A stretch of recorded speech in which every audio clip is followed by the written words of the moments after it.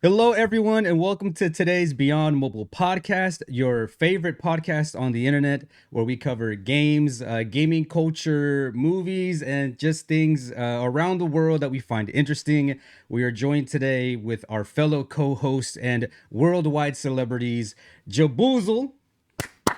Shout out to Jaboozle. He is on the road to 25,000 subscribers, so make sure you guys go check him out. He got you covered on everything gaming related, from mobile, PC, drama, all that good stuff. He's got you covered. And then we also got our homeboy Pickled Gamer, the 6'3" gaming OG. Huge shout out to Pickled Gamer. This guy has been killing it. He's been grinding on YouTube, Twitch, TikTok, all of it. He's been uploading some hilarious Warzone and Black Ops 6 clips. So make sure you guys go check him out. And then I'm here as well. That's it, just for you. Yeah. And hey, dude, you to sell yourself. The 6'2" vegetarian machine, AB. Hey, just finished a nice crisp little salad. It was delicious. But yeah. First topic, we got the Game Awards. Just finished up a couple days ago. Very, very controversial, I feel. They had some heat in there though. Some of those games that they announced, pretty crazy. But I don't think that's there's a lot of controversy with that too. But I think most of the controversy came with the games that actually won awards. Apparently, the best game in the world is some poker game. Balatro. Yeah, Balatro. Crazy. How many awards did it win? 3. 3 awards. God damn. Yeah, I think here I can tell you what they are right now. And they won. Balardo won. They were up for Game of the Year too. So, but they won the best independent game.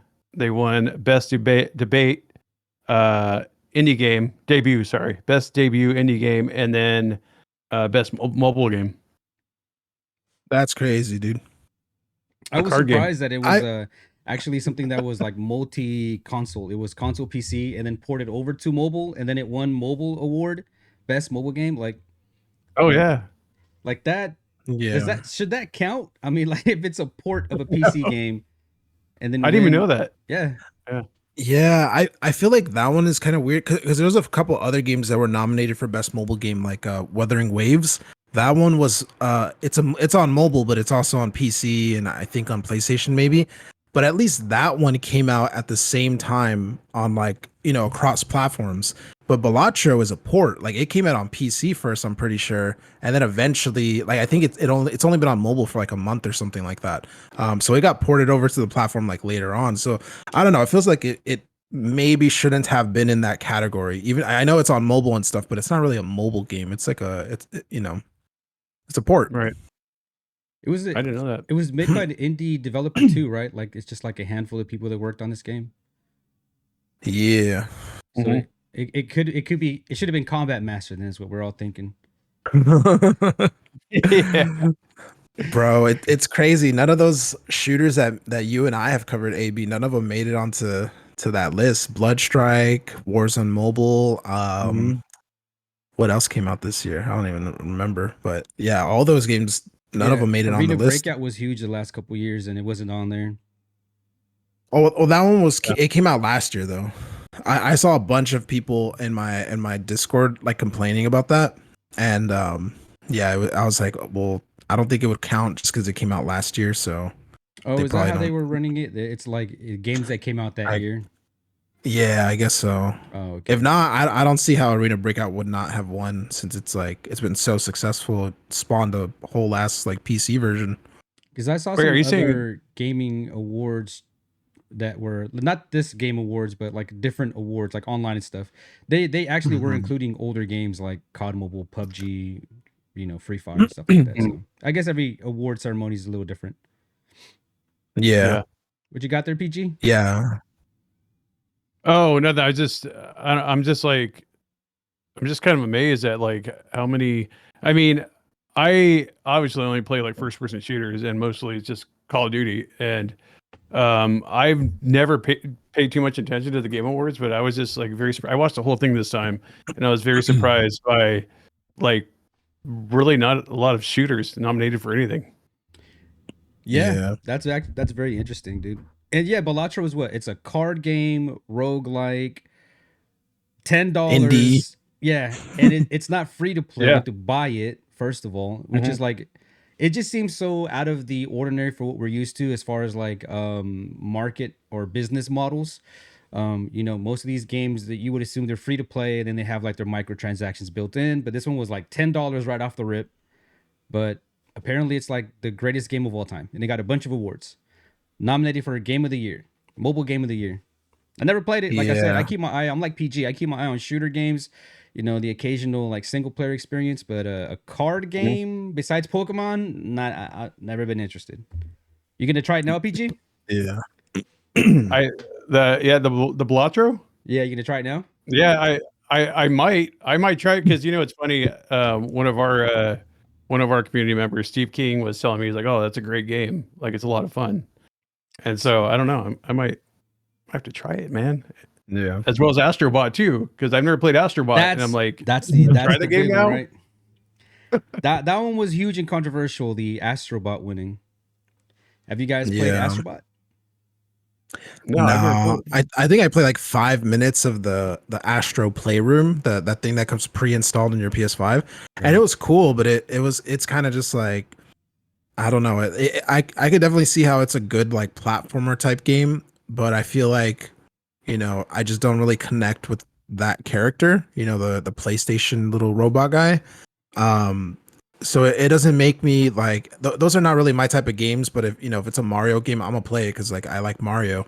I just don't really like the little Astro Bot guy. So no, I haven't touched that. You don't like him as far as like his design and character, or you're just not attached to it because you're Yeah, I'm just not attached to it like at all. Like I feel like he just kind of came out of nowhere a little bit, and it was kind of like, get off my PS5. You're pre-installed, and then Like a and poser. yeah, then out of nowhere, it's like, they come out with the full game about him, and then apparently it's also the best game ever, like Balatro. Not Yeah. really my thing though. I heard really good things about that game when it came out. I was considering buying it, but the same thing, it's not really. It really didn't draw me in, only because it kind of looks a little too geared towards like kids. It seemed a little like marketed more towards young people. And then I had played the demo that you mentioned, the playroom that comes pre-installed. Mhm. It kind of was like a showcase for the dual sense controller. It's like, oh, look at, you can feel when you pull back the trigger. You can feel when you're, propelling yourself upwards, the controller's gonna rumble and stuff like that. It was supposed to be like a technical showcase. So I already had experienced that. So I was like, oh, I don't think this game is gonna really appeal to me all that much because I already played that. But watching other people play it, like videos and reviews and stuff, everybody was like hyping it up. And I'm like, well, you know what? Then it's kind of giving me like Mario vibes.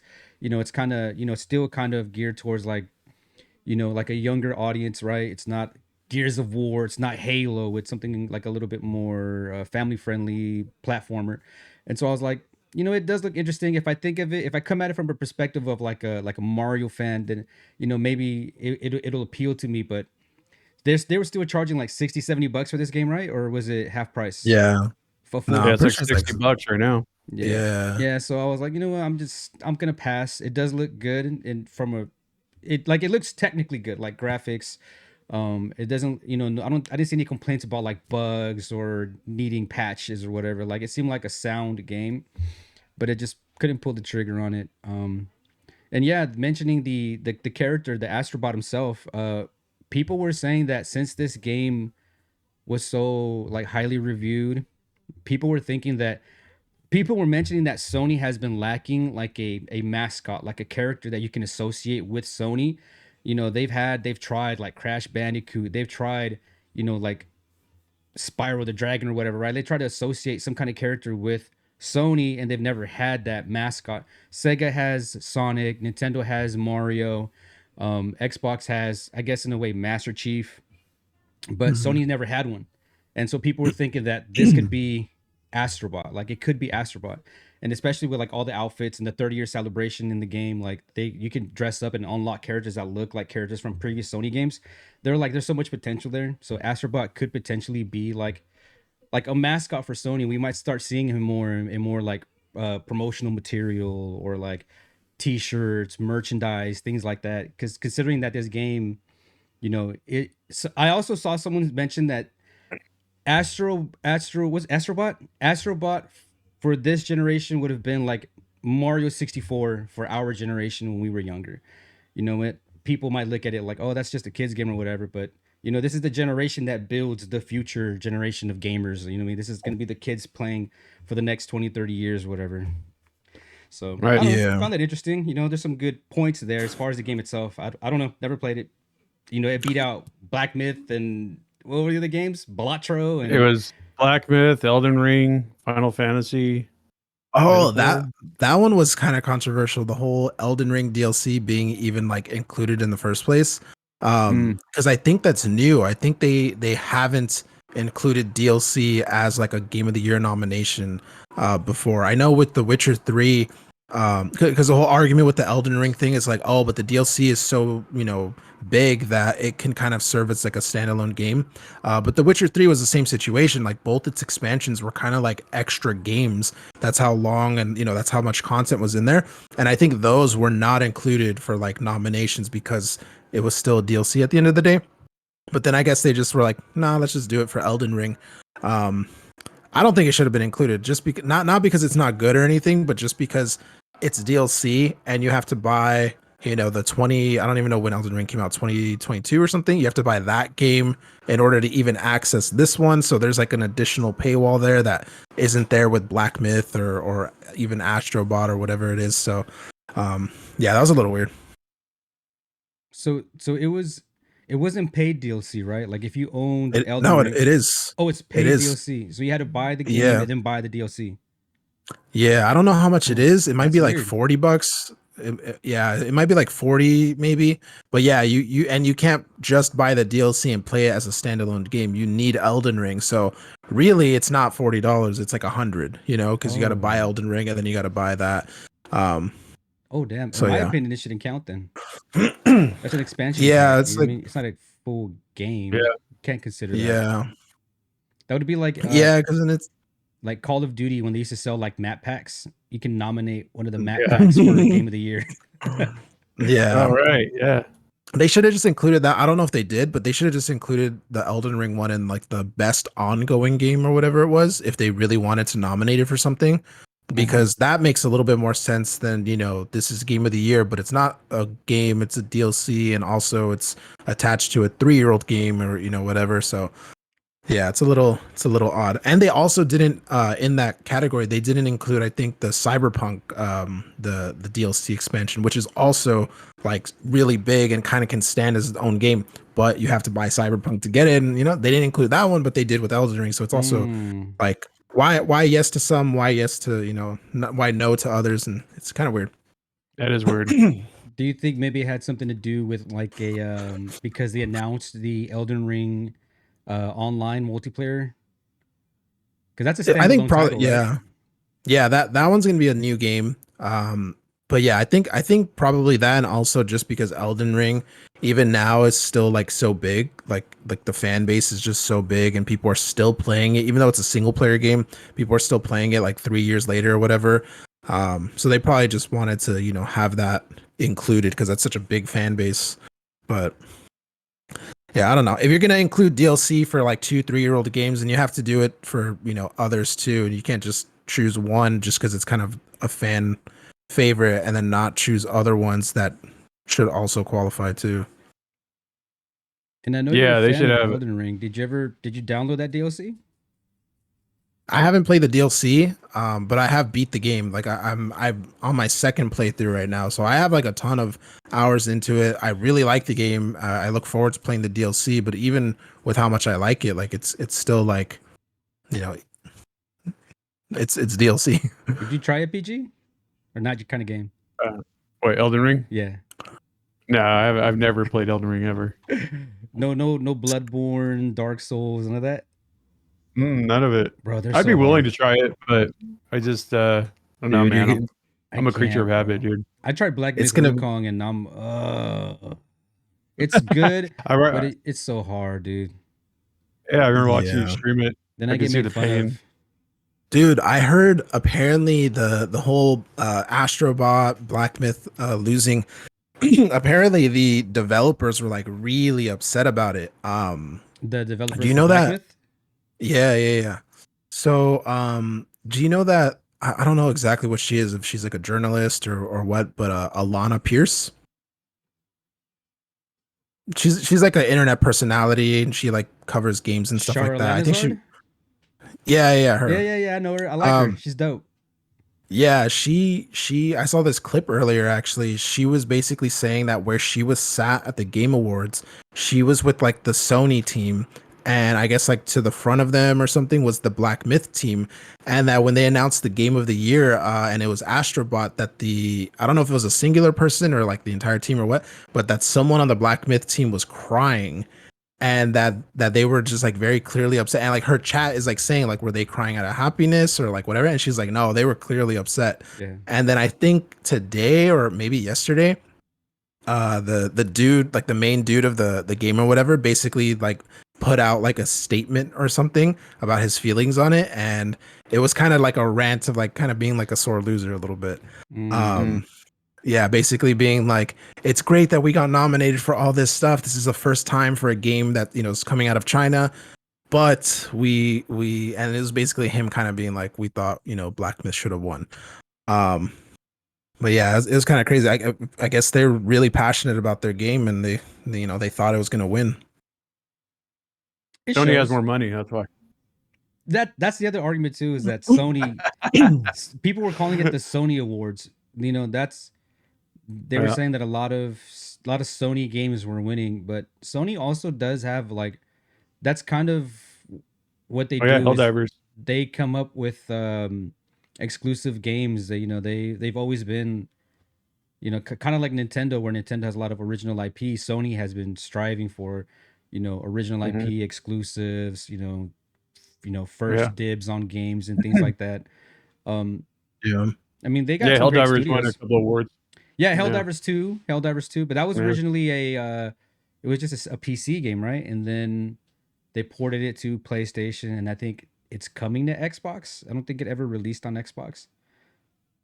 Mm. Yeah, Sony does a lot of those like timed exclusives, like only on them for like a year or something, and then it can go on other platforms and stuff. I think they did that. I could be wrong, but I think they did that with Final Fantasy VII.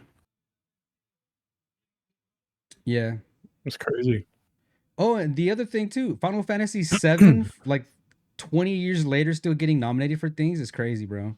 That Yeah. Who that plays one that game? though, it's from what I understand. I haven't played that one, Rebirth. I played the remake, but apparently they are two different things. So how it's because their naming scheme is confusing, but basically every Final Fantasy game is like a different set of characters, like a different, you know, sort of like story.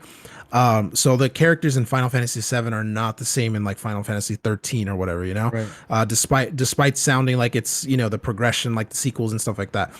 So Final Fantasy 7, the Rebirth game that they nominated, it's not the remake of Final Fantasy 7. It's a new story. It's technically like a sequel to the events of what happened in Final Fantasy 7, but they're still calling it Final Fantasy 7 because of the way that they do their like, you know, so it's in the Final Fantasy 7 universe.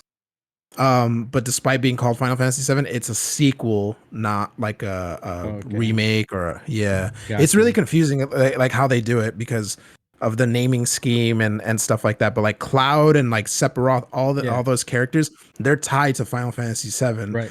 But they're not in remake. And yeah, no, they are. They are. The Final Fantasy 7 remake is I'm a so remake of confused. that's what I'm saying. Everyone's so confused about it because their naming scheme is weird. But no, the game that came out a few years ago, Final Fantasy VII remake, that's just a remake of the OG Final Fantasy VII. And then this one, the one that got nominated, Rebirth, this is the sequel, I guess. So this is like the sequel to the events of the, you know, of the original. Thank you. Yeah. You clarified it for me, dude. Yeah, I legit thought it was like Yeah. an HD remaster to the remake. That's what I No, thought it was. no, yeah. Okay. It's like Final Fantasy 7.5 essentially. Like I never it's you played a know Final like a little Fantasy game. Me either. I've played 7, the remake, but I haven't beaten it fully. But that's the only one. Mm-hmm. I think the closest thing I played was Kingdom Hearts. Isn't that kind of tied to Final Fantasy somehow? Don't they have characters from Final Fantasy? And I don't even know. I never played that game. It was Oh. it was a Square Enix game. And Square Enix was making the Final Fantasy games, and they licensed the Disney property, and then they basically like they made a Final Fantasy game with Disney characters, and there was cameos from Final Fantasy characters in it. So Gotcha. Ms. likes them. She has them all. Ms. plays them. The first one was cool, dude. I was tries to addicted to that thing.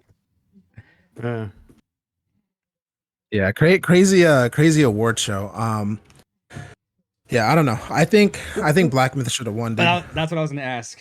What game would you have expected or would you have wanted to win? So Black Myth for you? Yeah, for me, yeah, it's more my thing, I think. And it was an incredible game. What about you, PG? My game wasn't it, man. Combat Master.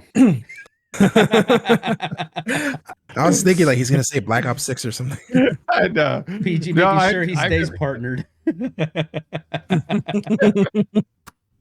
never played any of those games that were nominated. But I would have thought like Black Myth Wukong would have won that just because of it was such a big deal.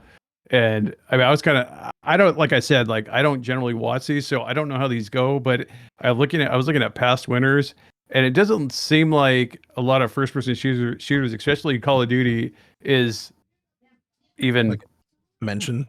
Yeah, mentioned in these things. So I don't know what that is or what the deal is with that, but I don't know. I mean, I've seen Astrobot, like I've seen like people playing it like on YouTube videos and stuff like that, and it looks pretty cool. I mean, I'm tripping out on the card game. Like that's weird. That was nominated for Game of the Year. Like that thing must be really good. I don't know. I gotta check it out.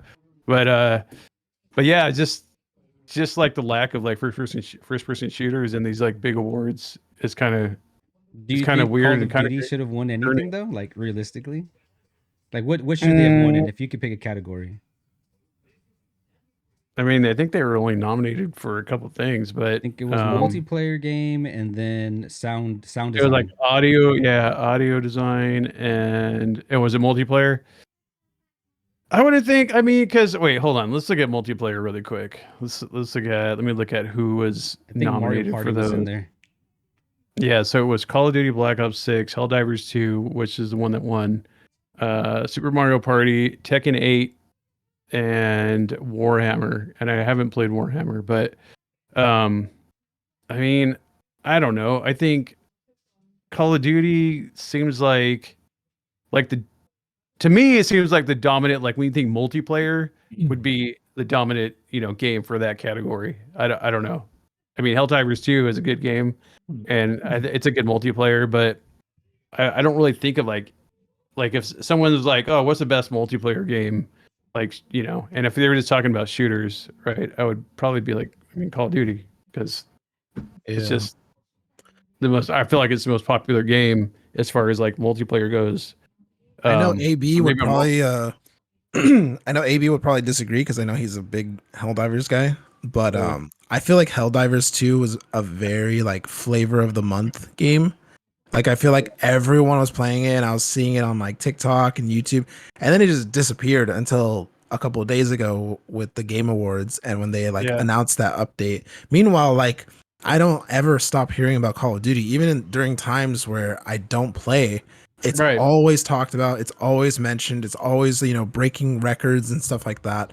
So yeah, I wonder what the category, like how do they pick the game in that specific category? Like what are the, what's that checklist that's like, okay, it does this, like, because it's clearly not like player's choice, I feel, because I think Black Myth won player's choice by like a landslide. I think they said it was like unanimous that Black Myth, out of all the games, it won player's choice, but then it doesn't win game of the year. So how does that work? Like the players choose this game to be, the best one out of all of these. Right.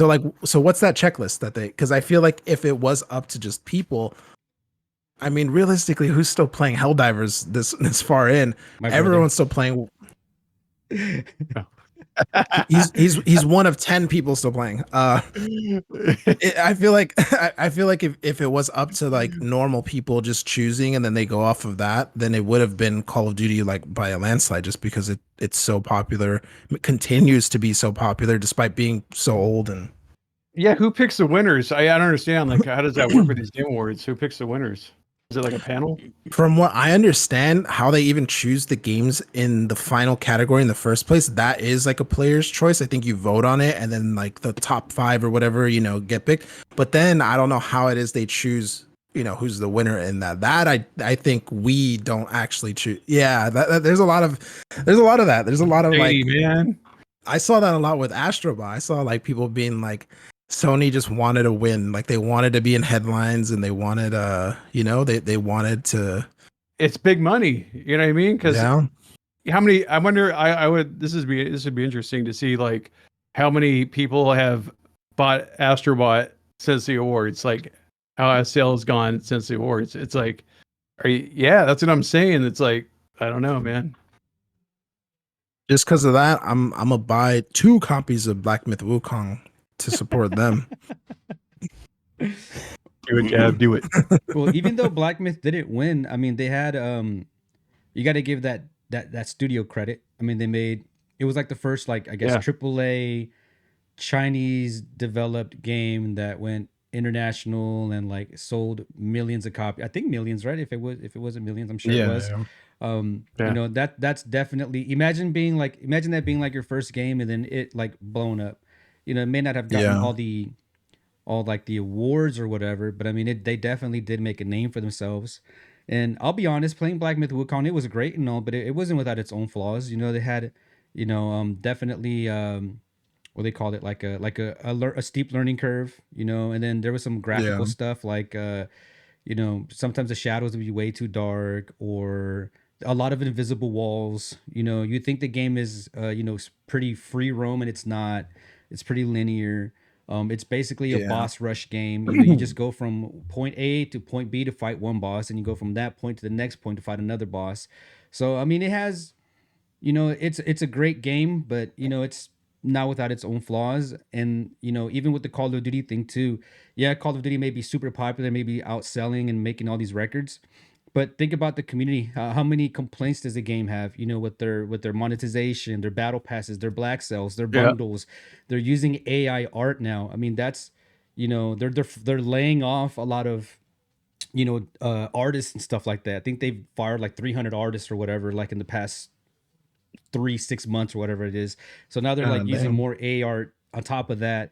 Audio, they got nominated for best audio or audio design, but how many times have we played the game and we're like, where do they come from? Where are these footsteps coming from? Are they above me, below me? Like, I didn't even hear this guy come in. Like, what's going on? So like the games may be super popular because it's Call of Duty and they're gonna always be popular, but like if you look down into like the technical aspects of the way the game is played out, how it's handled, even like the communication between the devs and the players, like it's non-existent. People are getting shadow banned. There's cheaters. There's hackers. The game, if you really look at it, it's huge. It offers a lot, but it also gets very messy. And so, does it truly deserve any kind of awards? It's fun, but does technically, like, what I mean? Like, you look at it and you're like, damn, this game's kind of busted. The company's kind of whack too. Yeah. I looked up the sales numbers about the whole Astrobot thing and Black Myth. Black Myth has sold 20 million copies on Steam alone, and Astrobot has sold 1.5 as of like a month ago. So it has like 20 times the amount of sales. But yeah, that also is not like it. And that, I think that would just be one of the that checklist thing, like kind of like because obviously if it's selling well, it's because it's resonating well with players. No one's buying a game that's necessarily seen as like a bad game or whatever.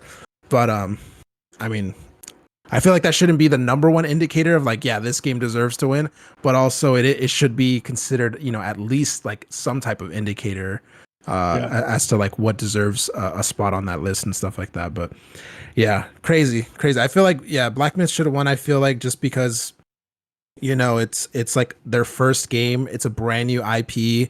It was like first of many things, like first AAA game out of China to hit the global market.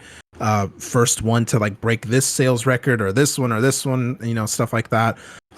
It's coming off a year of having, you know, something like Elden Ring, where it's like people want these hard games and stuff like that, and it manages to do it despite having nothing to do with, you know, the Elden Ring team and stuff like that. And it was just really unique, like the monster design, the character design, and stuff like that. It did, yeah, like AB said, it did have a lot of, you know, issues. Like it did sometimes look like it could be like open worldish, and then you go and it's like an invisible wall, and you can't progress past that point anymore. They could have probably done stuff, you know, better like that. But then again, this is like, you know, a relatively newer studio, and this is their first time making a game like this, and they're you know, breaking records like crazy, and in a market that's not even their own. You know, they're from China. Most games that come from China stay in China, necessarily, like kind of, you know. So I don't know. I feel like there was more to that game than there was to Astrobot, which is just another, you know, I saw right now it said the Astrobot team was only like 70 people or something like that, but they're still funded by Sony. It's a company with unlimited money, you know, like it's yeah, I don't know. It's definitely, it is definitely weird though that a lot of Sony games did win. And sometimes in categories I feel like they shouldn't have. I saw, I think, did Helldivers win best ongoing game? Yeah. I think that's the one. I don't like bro, how did that win best ongoing game when again it was like it came out super popular, you know, and then everyone played through it and then it kind of like died off for a few months, I feel. And then something like Fortnite, which is like they've done so much just in the last year alone, like that engine upgrade that they did, the custom games that they added, the new FPS mode that just came out like last week. Like they keep getting these crazy partnerships and stuff, you know. Yeah. I don't know how that game didn't. I know a lot of people like hate on Fortnite and they see it like a kid's game and stuff like that, but you can't deny that it's like been like a crazy successful and good, like, you know, game. And I feel like Helldivers was definitely not it for that, at least. Stop hating. Yeah, I on thought Helldivers, Fortnite bro. was It's a going to good win game. that one. No, it looks great. But I It looks agree. really Yeah. fun. I It looks agree. yeah, it looks really It was a fun. good I game. just If Fortnite should have won it, when you That's I'm what I not was a- thinking too. I thought I was going to win.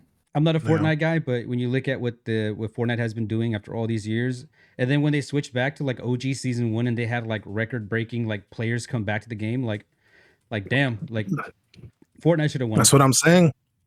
That's what I'm saying. Like they did that whole no build mode and that blew up at some point. It had more players in it than like the other mode, the normal building ranked mode and all that stuff. Like they And- listened to the community And it's free to play. You can download it yeah. anywhere, mobile, PC, Xbox, Play, you get Nintendo. Mm-hmm. Yeah, it's everywhere. Bro, Free. I Damn. played it on my Switch too, and it's actually like because I played Overwatch on my Switch. It's horrible. It runs really bad. It just looks bad. You know, same thing with Apex. But Fortnite actually like looks pretty clear and like it doesn't look super blurry like some Switch games and stuff. It is only 30 FPS, but it like maintains 30 FPS the entire time. So it's like smooth once you know kind of get used to it a little bit. And I was like surprised. I was like, how is no one mentioning that like they have this huge game and it's not a cut down version either. It has all those like custom game modes and all that shit. So it's like the full thing and it runs really well on the Switch, which is like a 10-year-old Android tablet at this point. And it's like, damn, like how does this game not get more credit for all these technical aspects? Like Call of Duty can't even get audio right. And they've got this, you know, this technical marvel essentially running on Switch. It's crazy. Yeah, I agree. I agree. So game of the year, Black Myth, all the way around. Sure. Nah, bro, PG's Balatra. like, nah, bro. Combat Master. Combat Master, come on, man. What I will say too about the mobile game thing, I feel like Pokemon should have won, dude. I know I'm biased because I'm a big Pokemon fan, but I feel like every few years, like we get a new Pokemon game. Hell yeah, dude. We get a new Pokemon game, and they're always kind of like reinventing themselves, and like that new game will like just take over. And you know, they did it with Pokemon Go, obviously, like literally everyone was outside playing. They've done it with just like other games and stuff. Like, I don't know if you guys know, but like Pokemon Unite, I thought Pokemon Unite was like a smaller game. It's like top 5 esports game in the world of Damn. mobile wise. Yeah, it beats out COD Mobile. Like I thought COD Mobile would be like top 3, top 4. It's not even like top 7. It's like I think it's like the 9th place or something like that. And Unite is like more popular. So it's like I feel like they've done enough with that franchise where they've done like completely different games and stuff. And then this year they come out with that TCG Pocket game, and it's like doing crazy numbers. I think in the first like week it made more revenue than Warzone Mobile has made in its like 8 months, which is kind of Damn. crazy. Yeah, it's crazy like the numbers that they're doing. Um, and like I've seen so many people playing that game, and like it's one of those things where it's like you don't just hear about how popular it is, like you actually see it. And no awards, no nothing. Well, yeah, Balatro is better, I guess. Balatro, apparently. I've That's the literally better card never game. heard I'd never heard of anyone talk about that game until the Game of the Year awards. And yeah, I'm not It saying makes it's a bad sense, game. man. I'm not saying it's a bad game. I've played a couple card games and they're cool. I've played like the Witcher card game, Gwent. I've played obviously the Pokemon one. I've played a couple, but I'm not knocking it. I'm sure it's a fun game, but I literally never heard about it before the Game of the Year awards, and apparently it's like the best game to ever be made, and it's crazy. I haven't played it, but I give it a 1 out of 10. I saw someone in your chat. I think it was Concha. I think he was like talking about it, saying how good it was, Oh but yeah, like he like actually even plays it. Him and Steve. You said Steve King, yeah. right? No, Yeah, well, yeah, I, yeah, I don't know if Steve King actually played it. I think I yeah. think he said that he's seen people play it and like it looks like a lot of fun. Yeah, I'm sure it is fun. I don't know about all the awards that it got. Best indie game for sure. Like give it to them. But best mobile game, it's not even really a mobile game. It's on mobile, but it wasn't made for mobile originally. Mhm. And then to also get a Game of the Year nomination, like we could have possibly gave that to someone else. Don't forget that Yeah. last year it was a Hello Kitty Island Adventure. Oh my god, dude, that's crazy. Crazy. Imagine. They didn't even nominate Combat Master, dude. I know, man. I thought I was going to see Alpha walk up on stage. And, It's just Spry. he's It's been him this whole time. No, they were the walking guys up there dressed up in cursing, the flipping Squid people Games off. outfits. Mm. That was them in the Squid Game suits. Yeah. Yeah. I looked up. I don't know if you guys have ever heard of. Well, AB specifically. I don't know if you've ever heard of gaming on phone. They're like a mobile Yeah. news. Yeah, like one of the most popular mobile news websites. They did their own Game of the Year awards for mobile games, obviously specifically. And for Game of the Year, mobile Game of the Year, Wuthering Waves won, which is the one that I told you I think also should have possibly won, just because it's like technically like very impressive. Like it's like a PS5 game on your phone. And then for the runner-ups, Balatro was not even mentioned, so they don't even consider it necessarily like a mention for. Again, it's like it came out like a month ago, and it's a PC game originally. It wasn't, Right. originally meant for all the other games that they mentioned are like games that were either designed specifically for mobile or were designed with mobile like long before they actually released. So they came out at the same time as PC, PlayStation, whatever it was. But yeah, they didn't nominate. They also didn't nominate Combat Master or Warzone Mobile, by the way. Robbed. They did, to be fair to them though, they Wait. did nominate they did nominate Bloodstrike. Really? Yeah. Oh man. Good stuff. Real recognize real. That's why the three of us are here Yeah. today. Hell yeah. That's right. Hell yeah. I knew PG was So, real when I first heard his voice. The first time I heard him say "foo" and the higher the socks, I knew it. Yeah. First time I saw the bandana, dude. I saw that bandana, I knew. Hey, Charlie Holmes. Charlie Holmes. Give me some of that chon chon. Bro, watching that South Park animated version of it, I don't know why it was so much worse than the real version. Yeah, I yeah, felt I felt I felt I haven't nasty seen it. watching it. yeah. I felt dirty. Oh, really? Yeah, It was someone. just it was just like a fan made South Park recreation of that whole scene. It's fan But made. bro, for some reason it felt worse. It felt worse than the real one. Yeah, it was bad. Oh, man. The classics. Man, I need to watch that movie. It's been a minute. Yeah, me too. Watch party.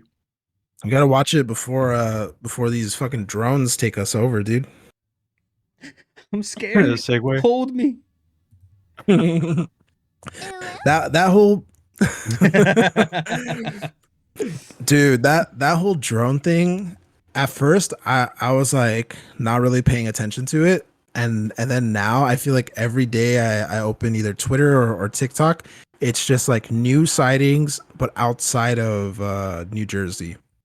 Like I sent AB a clip last night, and apparently they're like spotting them in Vietnam now. That And clip is then scary.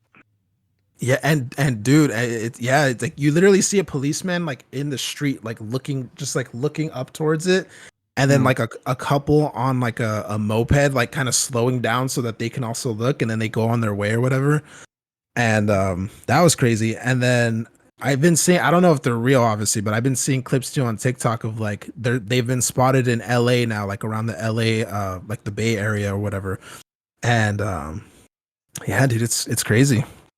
I haven't seen any of that stuff. I haven't watched any of it. I have no idea. I've heard about it, but I have no idea what's going on with the drone stuff. AB's got you. He's part of the cover up. That's why he doesn't want to. Yeah. Can't bring it up. He works for the 3-letter organizations. Mm-hmm.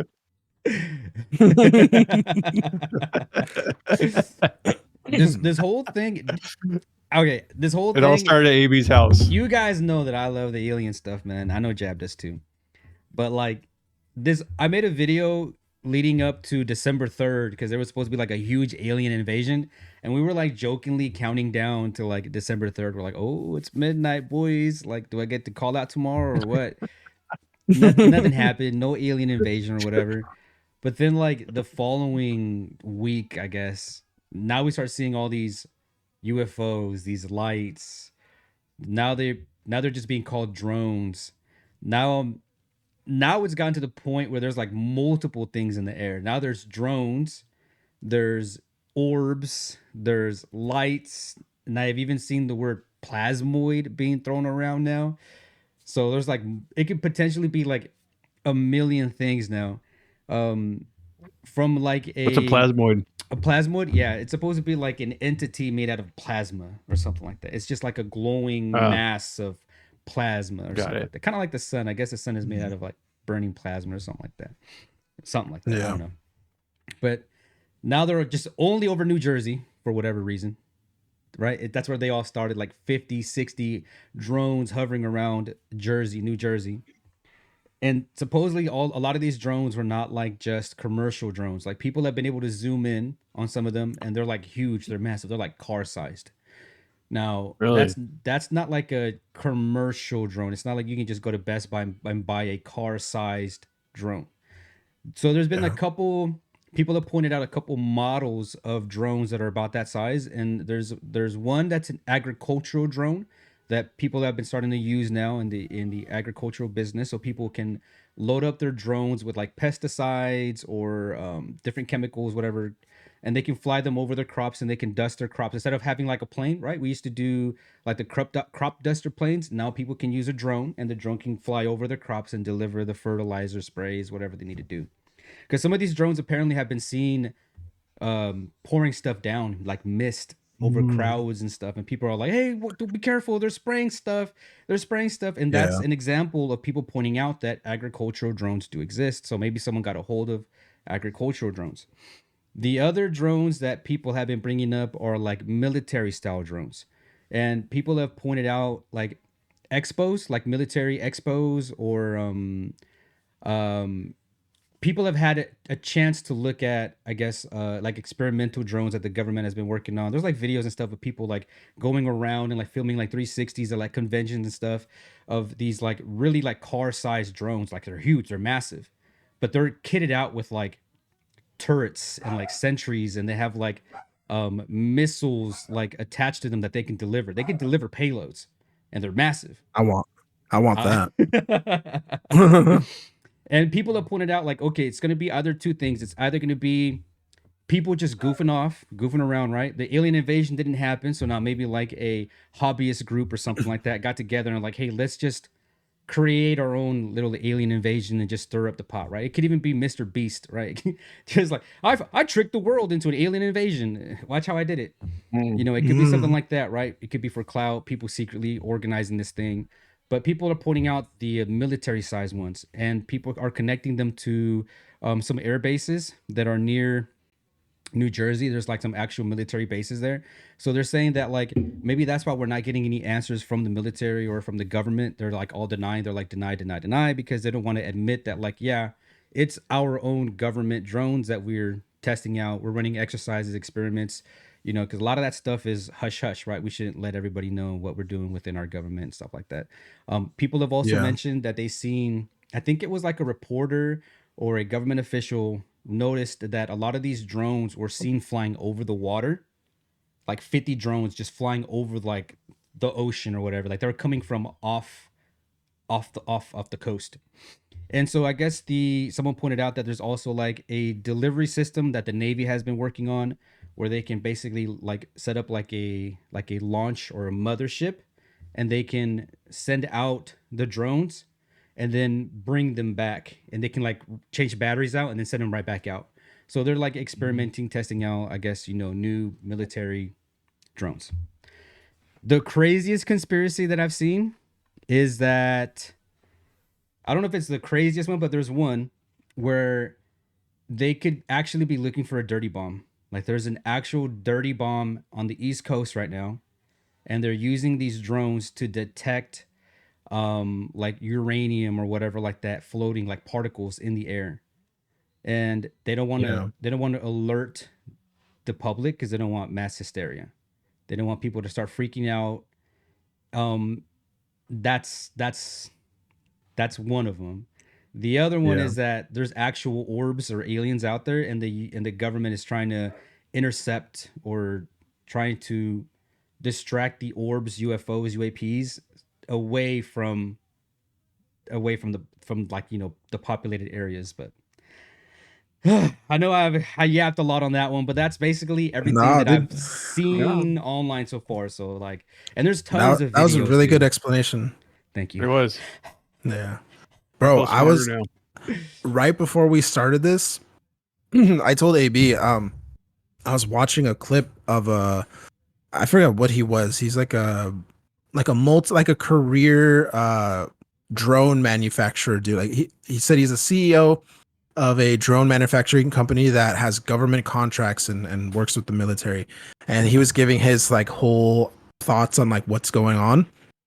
And the whole reason I saw it was because Joe Rogan, obviously like one of the biggest personalities in the world, he retweeted it saying like this is like one of the only things that has like kind of scared him about the whole like all the theories and like all that stuff. And I guess also because of like the credibility of the guy.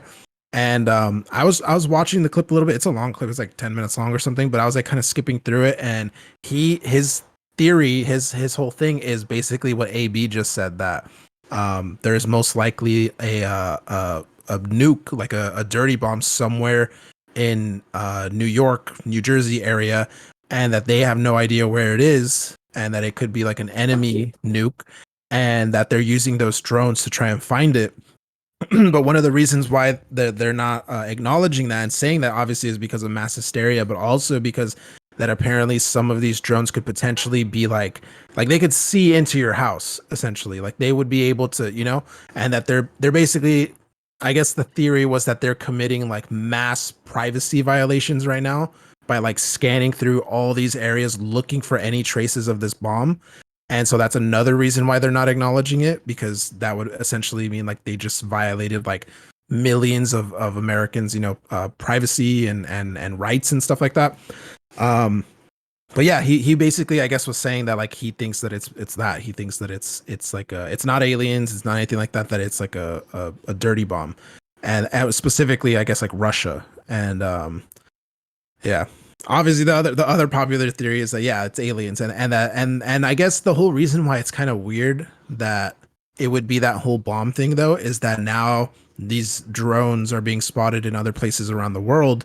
But then that also, if it is the whole thing, maybe they're playing into like it's aliens, and now they've got, kind of to like, not focus on New Jersey anymore, and they kind of be like, oh yeah, look, they're popping up in LA, they're popping up in Vietnam, they're popping up wherever it is. It must be, that whole thing. Yeah. I don't know. I do know that they gave out a statement, like I saw some lady gave out a statement. She said that they don't know what it is, but as far as they know, it's not like enemies or like an adversary or anything like that. But that's pretty much all they said. But did you see that lady's wearing a UFO necklace? No. I'm gonna see if I can pull it up. Pull it up, dude. When I saw that clip though, the tweet was like, government acknowledges aliens are behind drones, and then it's her just being like, it's not an enemy country as far as we know, and that's all she said. Like, she didn't say it was obviously extraterrestrial or anything like that. But yeah, people are definitely like hyping it up as like, no, this is for sure aliens. But I don't know, dude. Apparently I saw this morning, it said apparently they've also been spotted now on top or nearby the Capitol, like the US Capitol, and that they haven't been shot down, they haven't been intercepted or anything like that. And I'm like, dude, like what's going on? Like, you would think that government, dude. Yeah, like you would think if it was like a potential for like to be an enemy or to be even like an alien or whatever, they're not letting that shit go over the Capitol, dude. So the fact that it is, it kind of does hint towards like, yeah, this is just us, like it's just a military thing. I don't trust any of it from what you guys are saying. Yeah, I think that whole bomb theory, I think that's probably true, because they would not admit that they let that shit slide into the country like undetected, and it would make them look really, it would make I feel like it would make us look really like just dumb and like weak, kind of. Yeah, because you got to think about it, like it shows a vulnerability, right? Like, we're supposed to be the USA, where we have all this technology and defense systems in place, and if people can get to us that close, like New Jersey, New York area, like, bro, like that's always been like a potential target. Like, if anyone was to attack the US, it's always going to be like New York, because it's huge and it's an influential city, like it's known around the world, and it's a big impact if you can, it sends a message if you attack New York, the capital, LA, San Francisco, like those huge cities, like they always got the potential to send a message if you were to like execute an attack on any of those cities. So I mean, there could also be a lot of copycats. There's also a lot of drones from people trying to send up their own drones trying to record these things. Oh, I'm sure. So now there's like multiple things in the air. So like it's getting really, really like tricky out there. Everybody's got their drones out. Yeah. Exactly, bro. I'm trying to find on top of whatever they're doing. Yeah. I'm sure, man. That makes sense. I can't find the clip of the girl now, or the lady. I'm gonna send mine up. Oh yeah, yeah, dude. You know how fun it would be to go out there and like try to record our own stuff. Yeah. Make a whole field trip out of it. Yeah. I would just end up flying mine into somebody else's. There have been reports of people trying to send up their own drones to record the drones that are already in the air.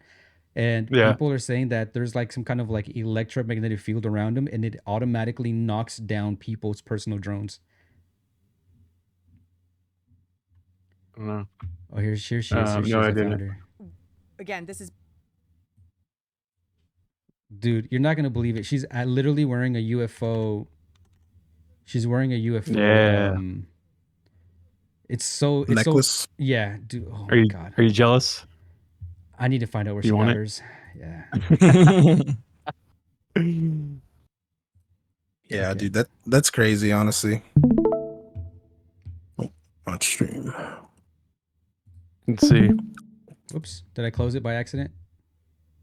It's up. Oh, what? She does. It That's is a crazy. UFO necklace. You think she's Yeah. trolling? That's crazy, dude. I feel like when Come they on, do this man. stuff, it doesn't help the situation.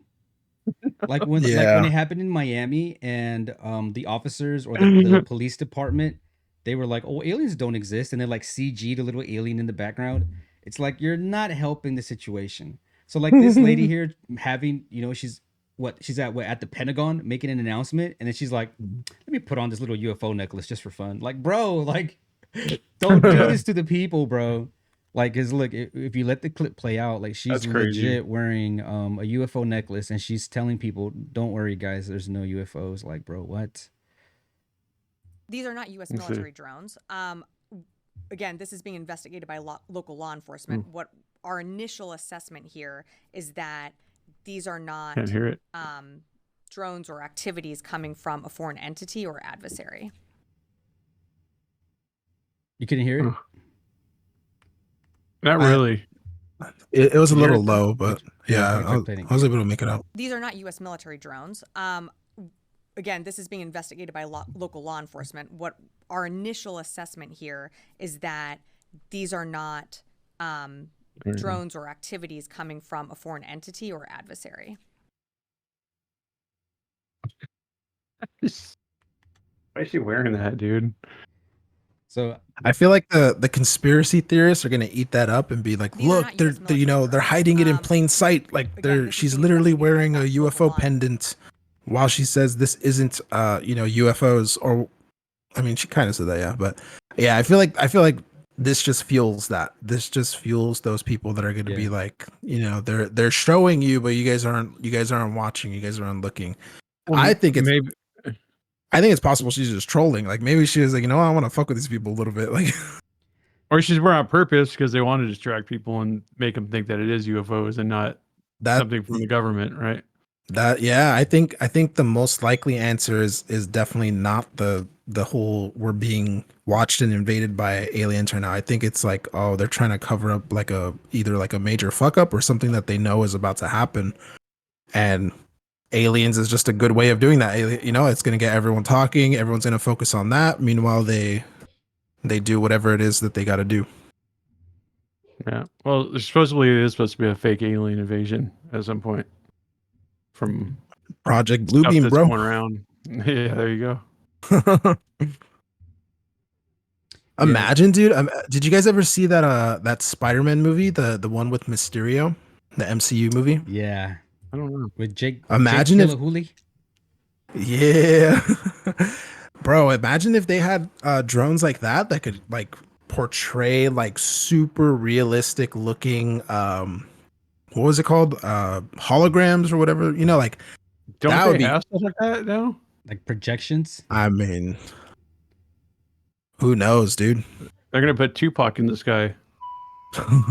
Here's a clip of these Biggest concert drones. ever. Yeah. Good thing Tupac's attacking Oh, you. wait. Shoots They They already down. have it. They already have the Oh, wait, hologram wait, stuff. no. I can imagine why wouldn't they have it for something they could shoot up drone. into the sky? You know what I mean? Yeah. Oops. They got stuff Yeah, we don't dude, even know about. Yeah, whatever we're seeing now, they probably got stuff that's like 10, 15 years into advancement that they don't show us. Yeah, I've just said that.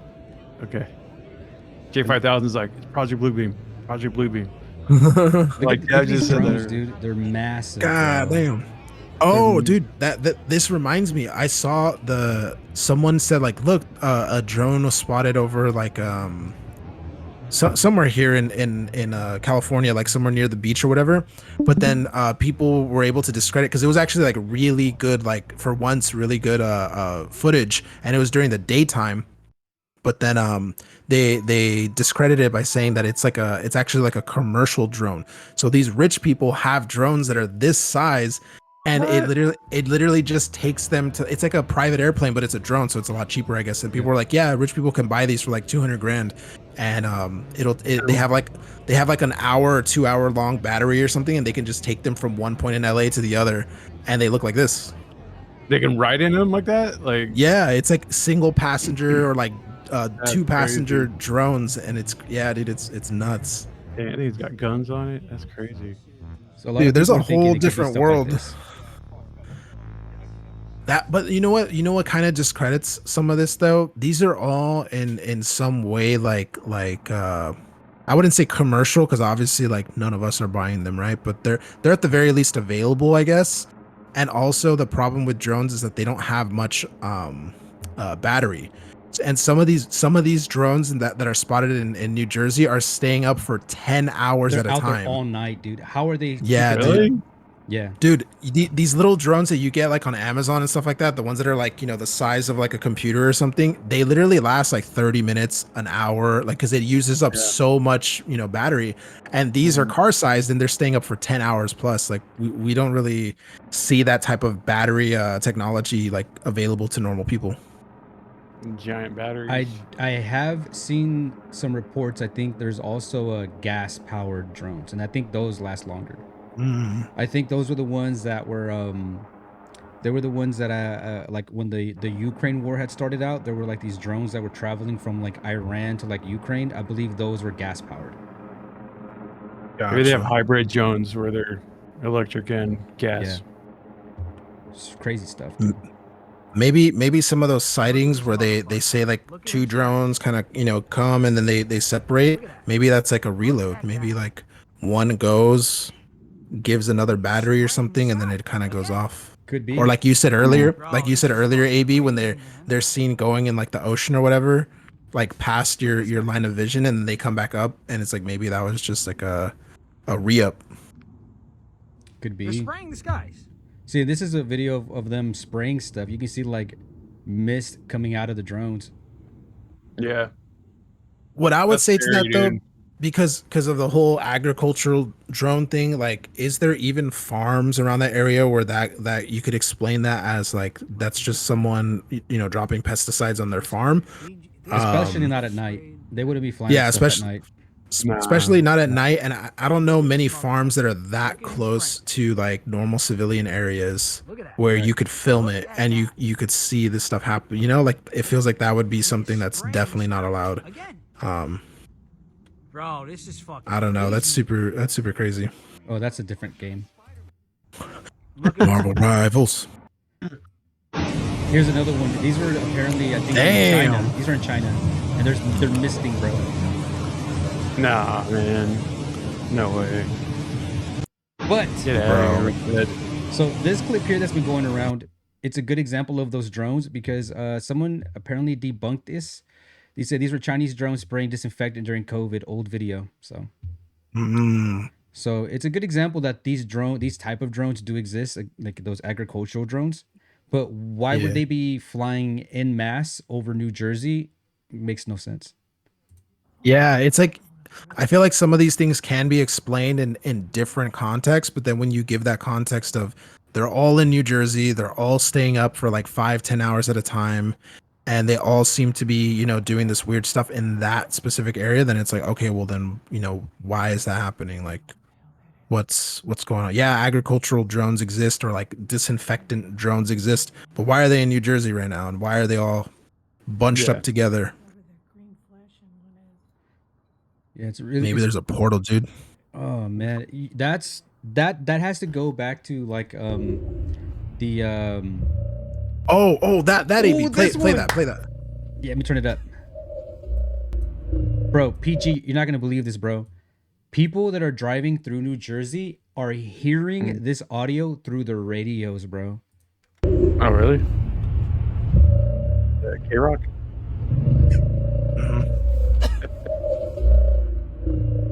Dude, that's crazy. I saw a debunking thing. Apparently that is real. Like the radio thing is real. Like if you were there and you tuned in, you would hear that. But apparently it's because someone hijacked the station and is trolling and playing that. Yeah. So, but I heard that and I was like, hell no, dude. It reminded me of the sound. I don't know if you guys saw that movie Arrival, the Alien movie. I don't think so. They kind of sound like that. They make like weird, like underwater-y type of sounds when they communicate or whatever. And it sounded like that. I was like, hell no, dude. But then I saw people in the comments being like, yeah, there's some troll hijacked the radio station. Yeah. that's what's making this whole situation worse, is that like there could be like a legitimate thing going on, and then there's the government denying stuff, and then there's the people that are recording stuff for real, and then there's the people that Yeah. are like, I want to get in on this too, bro. Let me start messing with people. You know what I mean? Yeah. Let me Yeah. dress up this drone. Mhm. Let me, hijack the radio station. Let me start uploading fake videos. Like there's just so much like pollution now that you have to like sift through it to see what's actually real. Yeah. Here's another one. I This don't is know. I don't know if he has, but I haven't seen it, and I don't even like. I always see this dude's tweets. Elon Musk. I don't even follow him, by the way, but all his shit is on my timeline. Like every time he tweets, um, I haven't seen him address it. I haven't seen him say like, him or "Oh, it's Trump. just this thing," or yeah. And you would think because they're supposed to be the whole for the people and like against the current establishment and stuff. And this is happening, and they're not addressing it at all, which is super weird. Really weird, dude. Because you would think he would be jumping on that immediately. Like the dude tweets 10,000 times a day, and nothing. All of a sudden, I'm looking at it. I'm looking at his profile right now. He's just talking about the Twitter AI, the thing that makes images. Like everything is just it's just that. watch this clip, bro. Watch this one. So it looks like a parachute jumper got some pretty good footage of these drones over. Someone jumped out of a plane to fly next to it. Bro. God damn. So it looks like a parachute jumper got some pretty good footage of these drones over New Jersey. Jump on one. It's crazy. Full disclosure, I'm a commercial pilot, and this is unlike any aircraft I've ever seen. It's shaped like a TIE fighter. That's not a plane. Yeah, that's Star Wars, dude. So it looks like a parachute jumper got some pretty good footage of these drones over New Jersey. That's crazy. Wait, but they said the Full person that disclosure, recorded that I'm a is commercial someone pilot. that's This is falling unlike in the any sky aircraft right now I've because Yeah. it doesn't look like they're moving. Nah, it doesn't. Certainly not. It looks like they're panning to the left instead of like falling down. Yeah, that's weird. Someone said America first, Imperial TIE fighter. Someone said that's definitely a TIE fighter. Dude, that's crazy, man. It looks that's crazy. It looks like one. Yeah. So I think those are the Damn, only dude. ones that I managed to bookmark on freaking TikTok. But there's like a million things coming out, dude. Like so much stuff.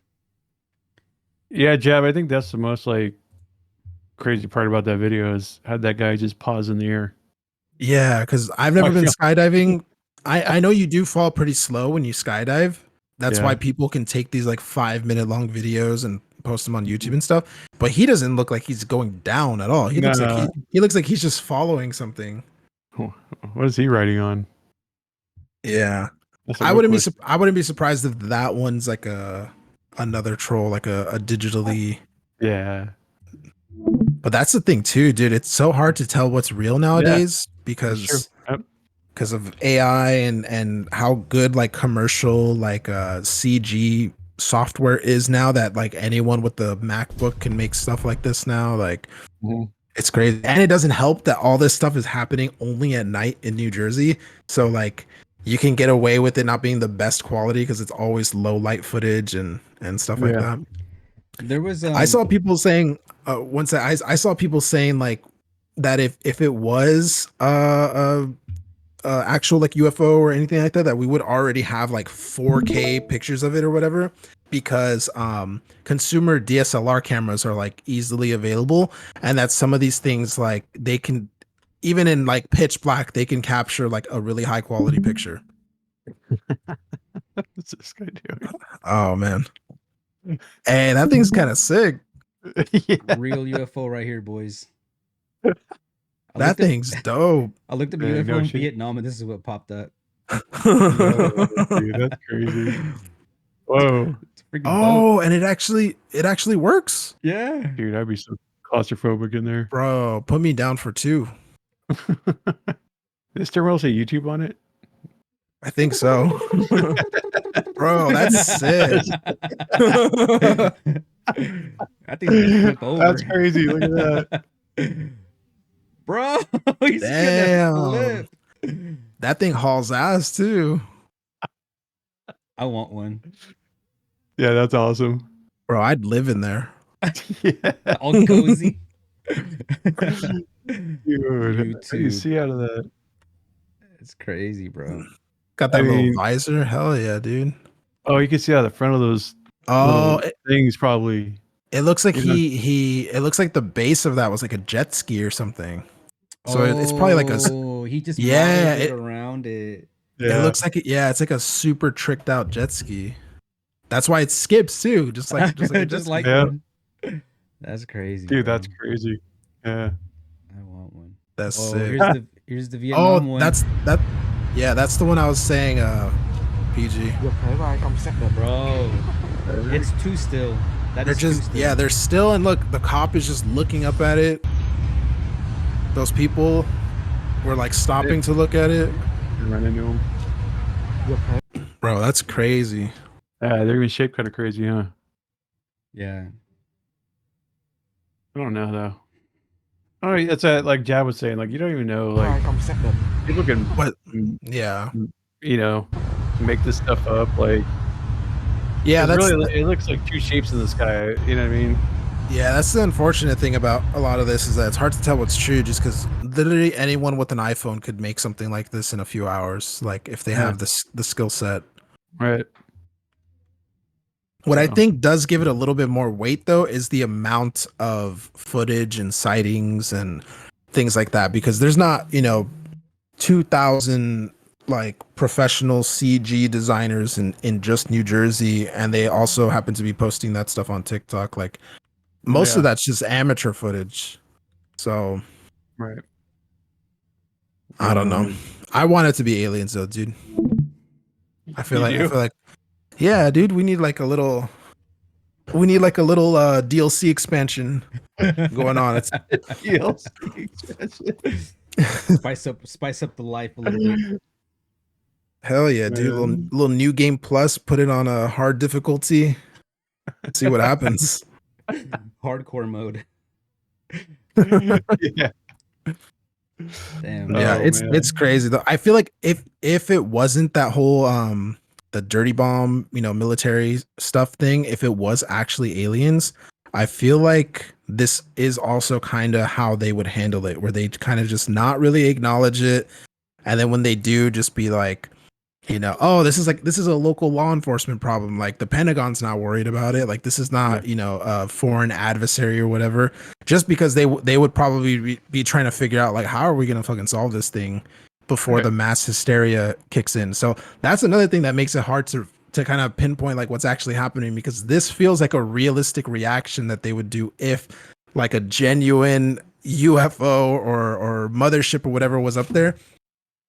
It feels like that's, this is what they would be saying too. So They'll just wait until they start like unaliving a bunch of people, and then they're like, "Hey, we're having an alien invasion." even then, dude, they'd be like, this is digitally altered. This is GTA Online DLC. Don't believe it. Have you seen the This is videos just of people promoted trying to for shoot them GTA down? 6. I saw a video. I couldn't see the gun or anything, but you can hear like a ta ta Yeah. ta, and they're like clearly Oh, really? clearly recording the Yeah. sky. Yeah. And I'm like, bro, can we get a marksman out here and like, give him a rifle and let him solve this thing? Like, People were also Yeah. wondering why they haven't brought out like those old spotlights. Like the World War II ones or whatever. They would like actually light up the sky and like aim it up at it. And they're like, there's a Yeah. lot of weird stuff going on. Like people are like, how come we aren't using spotlights to check these out? How come we're not sending up our own drones to go find out what these are? So there's like a lot of like secretive stuff going on. Supposedly one of them actually crashed down. It crashed down like in a Home Depot parking lot or something like that. And I guess people called it in. They're like, hey, one of them just crashed out here. And then I guess the police and stuff, they rolled up, secured the area, and they like recovered it.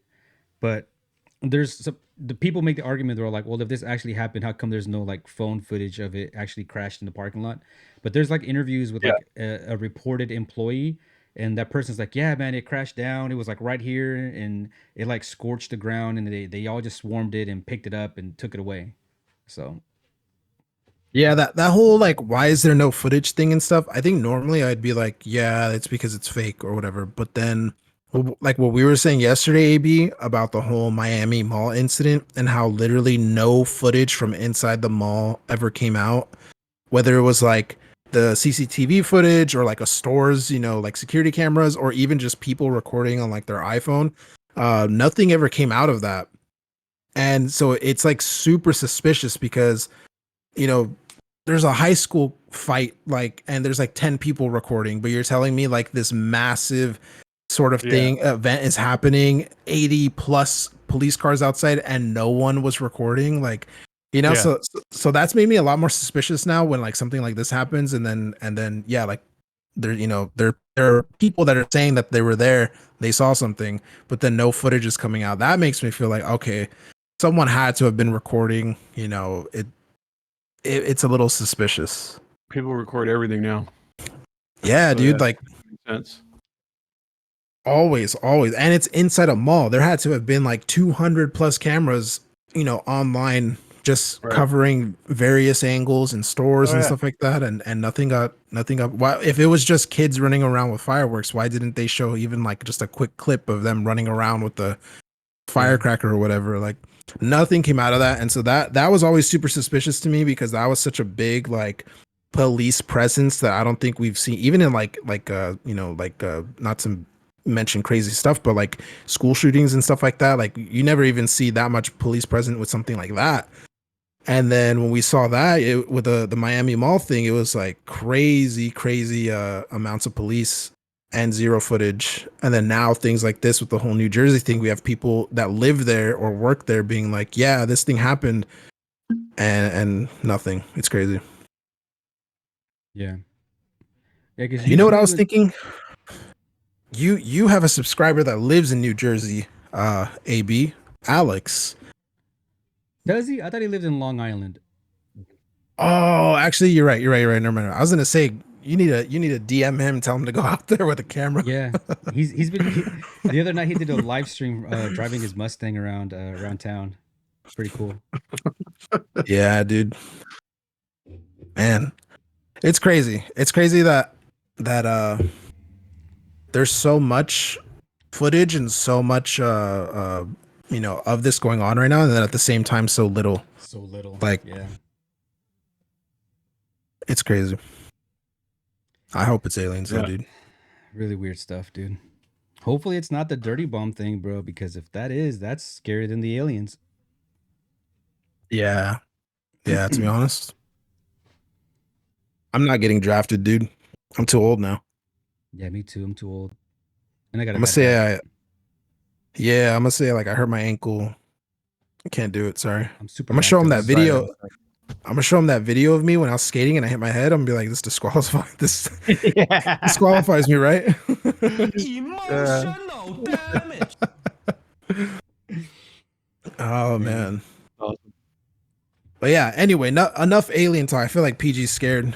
Let's talk about YouTube, bro. Let's talk about it.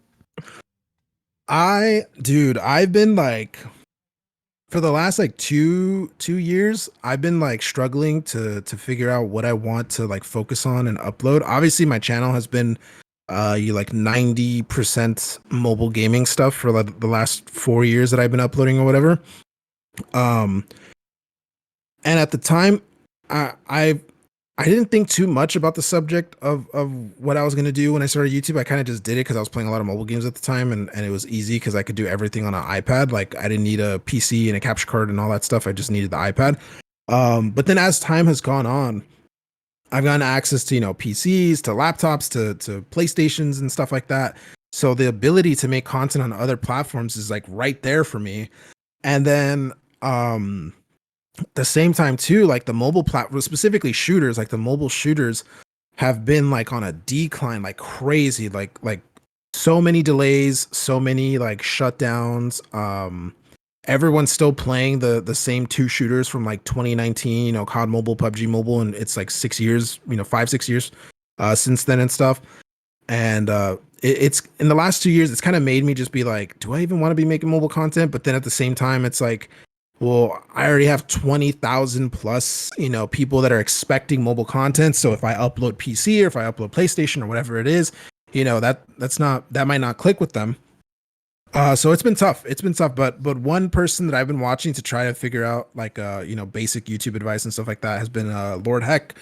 He's been making a ton of videos lately. He's successfully changed his mobile gaming channel into like a YouTube advice channel, and it's crazy because I was looking at his catalog of videos, and like he was kind of getting like similar views to me in mobile games, like 800 views, 1K, 2K, whatever it was, and then just out of nowhere he's like, how I made $40,000 on TikTok in like 6 months or something like that. And now all of a sudden his videos are getting like 100K views, 80K views, like crazy numbers. And I've been listening to him, and I've been trying to apply some of the advice that he gives and stuff like that. It's tough though, because YouTube is so like, I feel like it's really tough if you're trying, like for someone like me that's like trying to transition to something different. It's really tough, and yeah, that's what I've been dealing with for the past 2 years, trying to figure out what do I even want to continue doing. And yeah, I don't know. It's crazy. I know AB, you sometimes feel like that, right? With like, do you even want to be doing mobile, or do you want to do PC? Do you want to do, just shooters in general? Yeah, it's really hard, dude. Because the whole reason why I started with mobile was just initially it was my internet situation. Where we live, Mhm. we live out in the boonies, so we couldn't get like fiber optic. We couldn't get there's no even cable services out here. Like it's just all satellite internet. And at the time, the satellite internet was data capped. It was slow speeds and stuff like that. So it was really hard to like online game. I remember I had bought Call of Duty Blackout, and I couldn't even update the game. It was gonna take like 4 days to update it. So I was like, dude, like I Damn. can't even freaking play like my PS4 games anymore, or PS3 at the time, whatever it was. And so I was like, you know what? What can I start playing? Like, what can I start playing that's like, it's going to be kind of like a better connection speed. And surprisingly, my mobile data was faster than my home internet. So, and then some Yeah. friends had told me about PUBG Mobile. So then that's why it started with the mobile gaming. And not only me, I could like play with friends. I got Miz to play with me, my brother to play with me. And that's how the whole channel kind of got started, was mobile gaming. It was what I could make content on because the connection speeds were there. Was it what I originally wanted to do? No, it wasn't. I wanted to do like Nintendo gaming. I wanted to do Fortnite, stuff like that, but my internet speeds didn't allow me to. And so once the mobile thing started, I was like, well, let me just stick with it. Let me play PUBG Mobile, make videos. Let me play COD Mobile, make videos. There's Area F2. That's something new and different. Let me make videos on that. And so it just kind of kept going that way because that was what was available to me. It wasn't my original idea. It just kind of what fell in, and it was what was available to me. Sometimes you have to just roll with what works or what's available to you, right? The resources that you Yeah. have. And so that's what I kept going with, and eventually we started to have success with it, and that's why I stuck with it.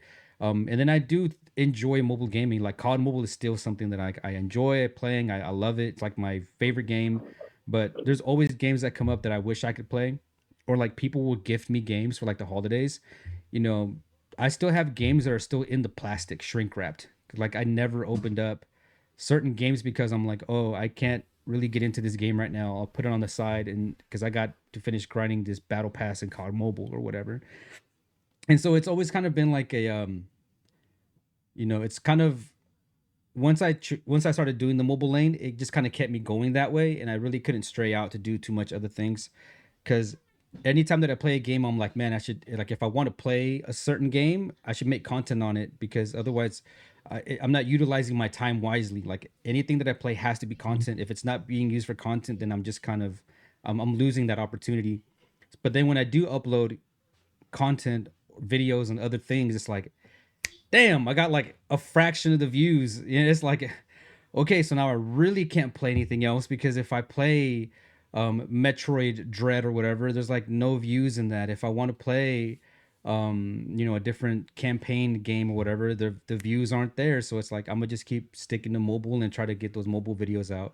Even though I do like mobile, it's very constricting. You kind of feel almost caged into this space that you don't want to be in. You kind of wish like, oh, I wish I could just upload on something else, and the views will come, the community comes and all that, but it doesn't always work out that way. But yeah, I mean, I like the first person shooters. I can keep making content on first person shooters, I think.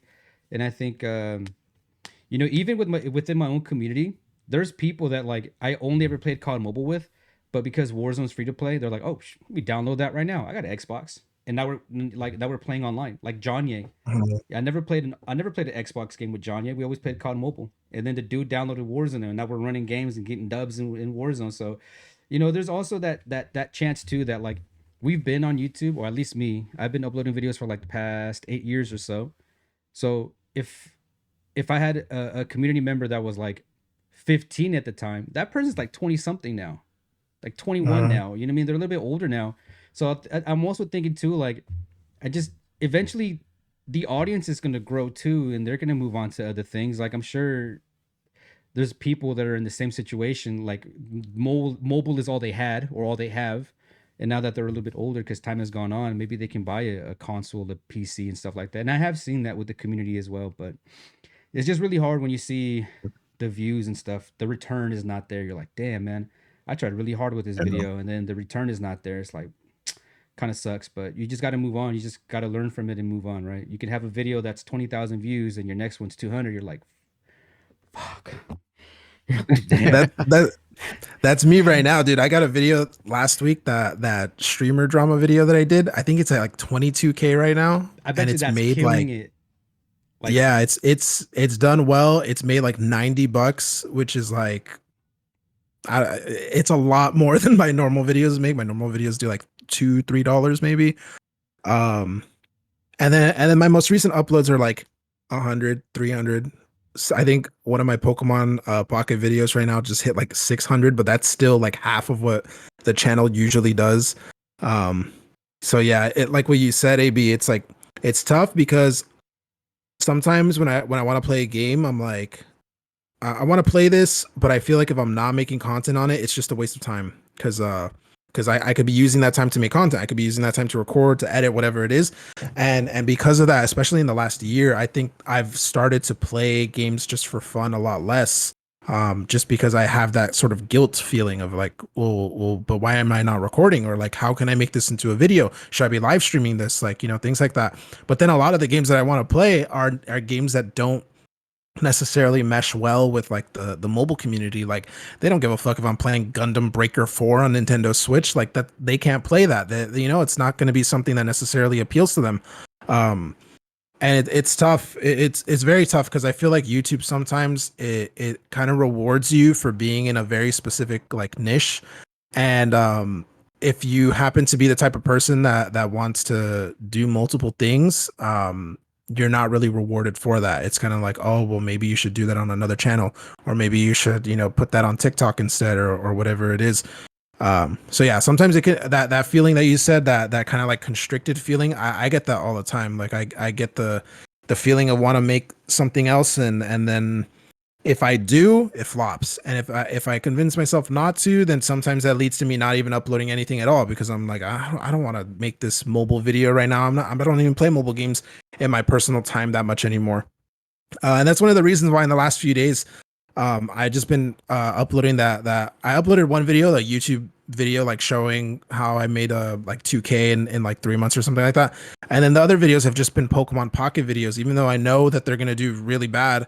It's literally the only mobile game that I play nowadays. And I was like, I don't really want to continue making mobile videos for the sake of making videos. And the responsibility of it, I would rather just upload those 200 view videos that I actually want to make instead of the stuff that I know will bring 2K, 3K, 5K, whatever it is, but like I genuinely don't really have any interest in it. But yeah, PG, you're a little bit different though, because you're not a mobile creator. You're a PC, you're PlayStation kind of, you're shooters on there. But I'm sure you have your own struggles too, right? Oh yeah, man. My channel has been hurting for a little while now, and it's like it's so slow going, like trying to find more community, new subscribers and things like that. It's been tough, and I'm on my like 4th year. Yeah, it's been 4 years. Exactly, almost 4 years since I started streaming, and I'm still trying to find my place. I like Call of Duty. That's like one thing that I've always kind of played since the beginning of Call of Duty is Call of Duty, and that's been a standard in some GTA. Like GTA and Call of Duty are the only games that I really bought like throughout the years, and the only games that I really played, but more so Call of Duty. And so I think I kind of screwed my channel up because when I first started, I wasn't doing any of that stuff. I was doing like beer and video game old school video game reviews, which I thought was a good idea, but it wasn't getting any traction, and so it was kind of tough. So I was like, hey, let me just like, and I was getting burnt out on that because I was like, I'm not really in like all this editing and creating this stuff. So I'm like, let me just live stream Call of Duty. So then I started doing that. I'm like, okay, this is cool. This is a lot easier, you know. I like playing this game. And then I got into DMZ and started doing that. And like, I had one good DMZ video that got 20,000 views, like a how-to video. But then, you know, it's like you guys say, like, you know, you spend time creating a video or whatever you do, whatever you're doing, and it takes a lot of time and it doesn't hit. And you're like, oh man, I got like 50 views. Like, this is demoralizing. I don't like, what am I supposed to do here? So you know, and that at that time, then I found Combat Master, which it was good, but it was bad at the same time because it was a great community, but the it was a pond, right? More other, you know, like and like Call of Duty is like a sea, right? A never ending like sea. So you start specializing in this pond, which is very small, and that's where I started building all my community was through Combat Master. And I'm not talking trash on Combat Master at all. I love Combat Master. I love, you know, Alpha, love all those guys, but it kind of messed my channel up because now when I try to do anything else, it just bombs. It doesn't even matter how long I take to edit something, whatever it is, it bombs and it's demoralizing. And so like Jab was saying, Lord Heck, right? I started watching him and paying attention to him and him like making these talking head videos. And I'm like, hey, you know what? I'm going to try some of that stuff. And I think for anybody that's been doing it long enough for, you know, a good amount of time, and especially like you guys would be amazing at it because you guys have been doing it for a while and you have a lot of knowledge and you can talk about your experiences, you know, with your channels and gaming and all that stuff. And, you know, like I said, your experiences stuff and what works, what you think works, what doesn't. And, you know, I think people are gravitating towards those videos because they want to see honesty. They want to see real stuff. Like they're tired of all this like fake Mr. Beast stuff and all that stuff. And there's a market for that still, obviously, but people are wanting to see real things. They want to see, you know, how people are doing things. They want to learn and they want to see people's experience, especially when you start talking about money. That's where like things go. Like you start talking about your analytics and how much you're making. Like if you notice, like Lord Hex, like his big videos are like when he's talking about his analytics and showing what he's making. Like those are the biggest ones, right? And that's what people want to see. And I've tried that, right? I did a little video of like, hey, this is how hard it is, and this is what I'm making. It's very hard. Like this is not easy, you know. But so I started kind of doing that kind of stuff too, kind of moving away, and it's kind of like therapeutic too, right? It's nice to like give people that information, and I like being real with people and being honest with them. So it's kind of cool to do that. But getting back to what I'm saying, it's been very tough to find my niche, I guess. And I don't know if I need to start a new channel at this point or what it is. I'm kind of at that place right now. I haven't been creating much, any long format videos, especially. Like I've been doing some shorts here and there, and I'll go through like spurts of that.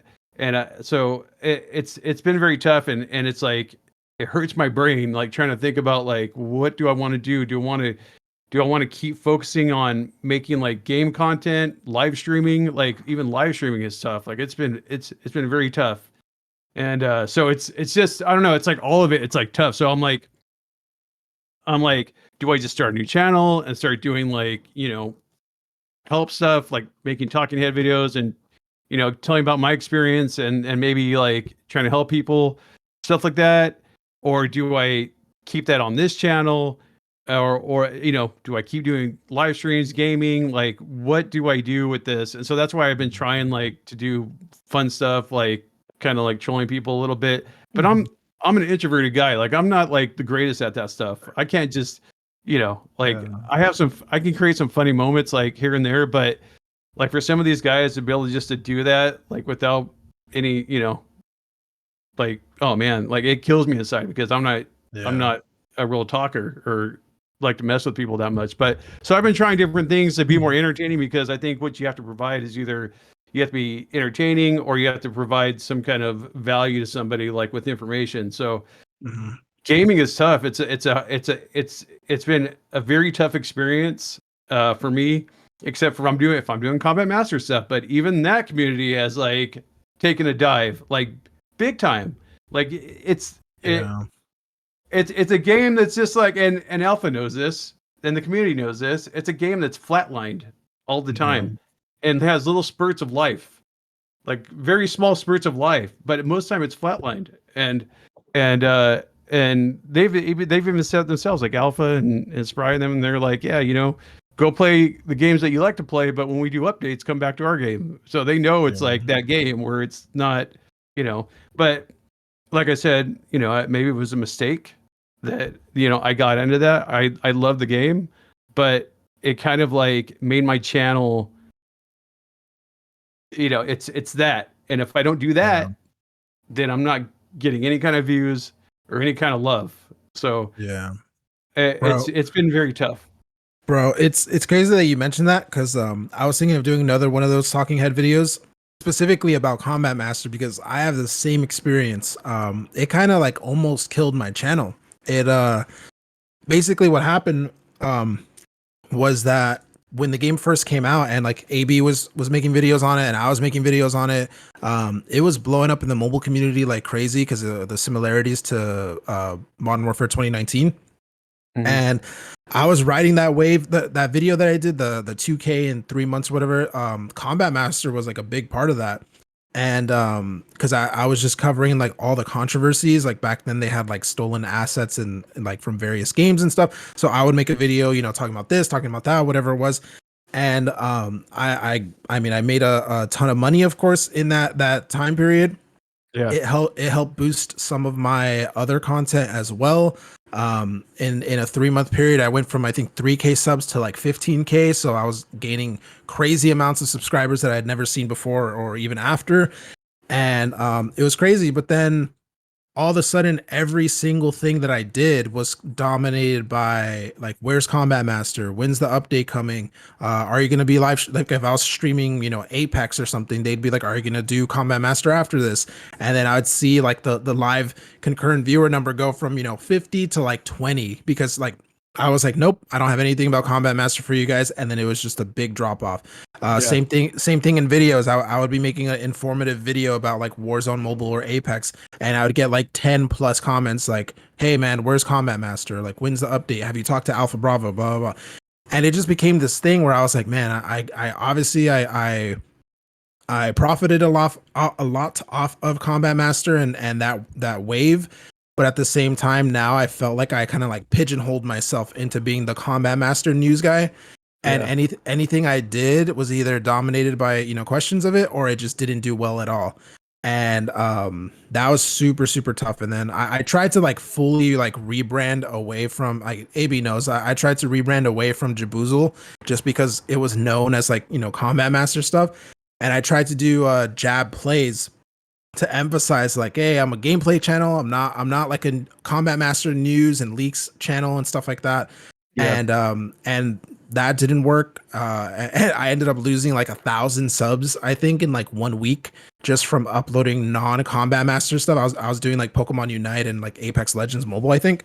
And yeah, it was tough, dude. And that like really messed with my confidence as like a content creator for honestly for like up until this point, like 2 years basically. Like it was just like it was crazy. Eventually I was able to get away from it. I just stopped uploading. I never made an announcement or anything like that. I just stopped uploading Combat Master stuff. If I got comments on it, I'd either like ignore them or I'd just be like, nah, I'm not playing that game right now or whatever.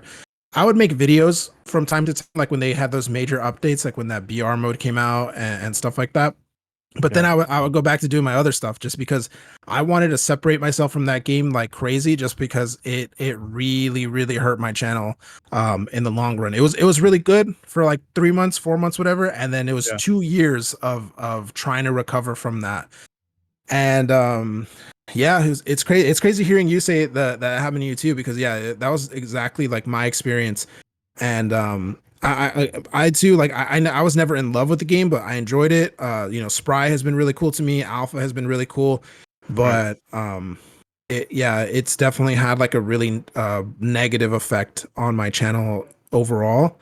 And even still, dude, I'm still trying to figure out like what do I do from here. And like, it was a major factor in like me not wanting to make mobile content anymore and stuff. And it's crazy. It is, man. It's I feel like I'm drowning right now. I'm just trying to stay like above water, and it's hard. I don't blame the game. Like I don't blame them. I Yeah. decided to start making content on it, and like you Yeah. said, like Alpha and Spry have been very nice to me, and I can I consider them like friends at this point. So it's just it's just one of those things, right? It's like I don't know, man. It's just hard. It's been hard. It's been very hard. And I've kind of gone away from the content, like somewhat. Like I'll do news, right? If things come out, if I hear things or I get things from Alpha, like I'll make like a Comment Master news video on it. But other than that, I don't like make any content anymore. I don't really stream it unless it's an update, and that's pretty much it. But I've been trying to just play Call of Duty, pretty much like Call of Duty, but nobody wants to watch it. It's like nobody wants to watch it, and YouTube isn't showing it to anybody.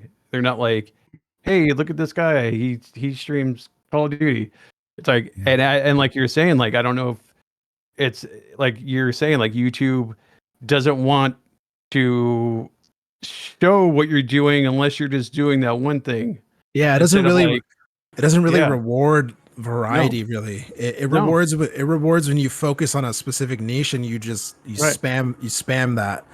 And Yeah. then when you try to step out of that little that thing, Right. it's like boom, 100 views.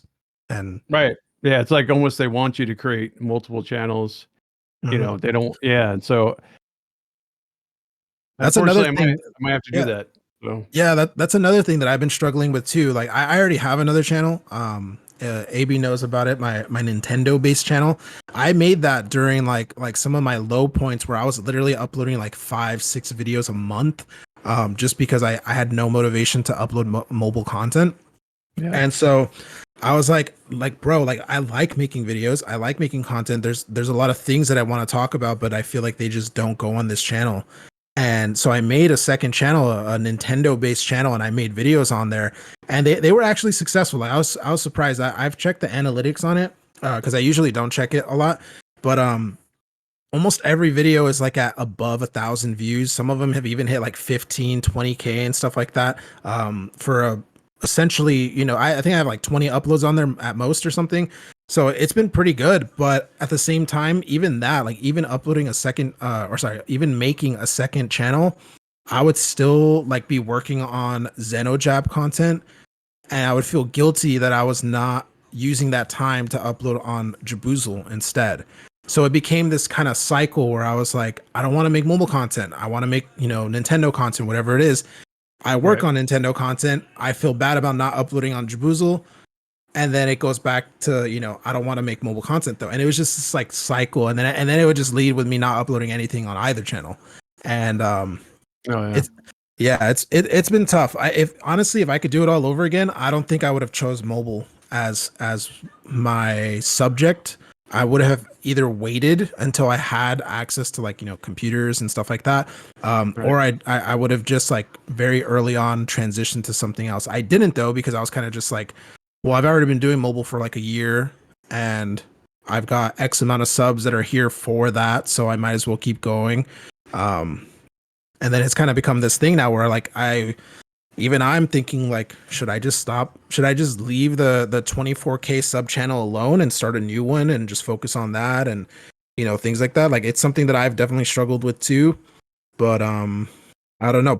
Obviously part of me does not want to abandon a almost 5-year-old channel that I've put so much time into and has 24K subs and all that. Yeah. But then at the same time, I'm like, okay, well, if I upload different content on here, is it just gonna kill it anyway? Like, so Yeah. Right. it's super tough, dude. Yeah, that's where I'm stuck at. Exactly. Yeah. Have you guys Maybe. ever tried to when you upload your video, there's a little check mark, right? You have to like check all the settings off for like your video. Like, do you want to monetize? Do you want to run ads? This kind of stuff. There's a little Yeah. check box. There's like a little box that you have to check off, and it says like notify subscribers of your upload. Yeah. Some people recommend that you actually uncheck that box when you upload content that is outside of like your regular stuff, so that Yeah. that video, because what a lot of YouTube gurus or whatever, and they got analytics and stuff to kind of show it, like when you upload a video and they say you notify all your subscribers, right? First of all, it doesn't even notify all your subs. It like notifies like a handful of them. So like even if they have like the bell and everything all checked off, like they don't get like 100% of like your 20 something thousand subs aren't going to get that notification. You Yeah. know, same with me. My 9,000 subs aren't getting the notification that I'm going live. Like they don't get that notification. So what some people are saying that is like when you upload outside of your regular content, to uncheck that subscribe, upload or notify subscribers, so that, because what happens is the people that do get the notification, let's say for like PG, right? You're a regular combat master guy, and then you upload a video about PUBG Mobile. People are gonna be like, they're gonna look at that and go, "Oh, PUBG Mobile, like I don't want to see that," and they just swipe away. So they never click on the video. And then when that Yeah. happens, the YouTube algorithm goes, "Okay, we showed PG's video to 1,000 people, and only 20 watched it. So that means this video isn't gonna get recommended any further." So Yeah. then your video just kind of falls out because the people that it does try showing it to don't click on it. They're like, and it's just a video that people don't want to see, so they stop recommending it to people. So if you uncheck that, it's only going to get shown to people who are interested in that topic. So it's not going to get shown to your subscribers, because usually subscribers, oh, it's not Combat Master, I'm not going to watch. But the people Yeah. that do search up, oh, PUBG, oh, Warzone trash talk, oh, I like those kind of videos.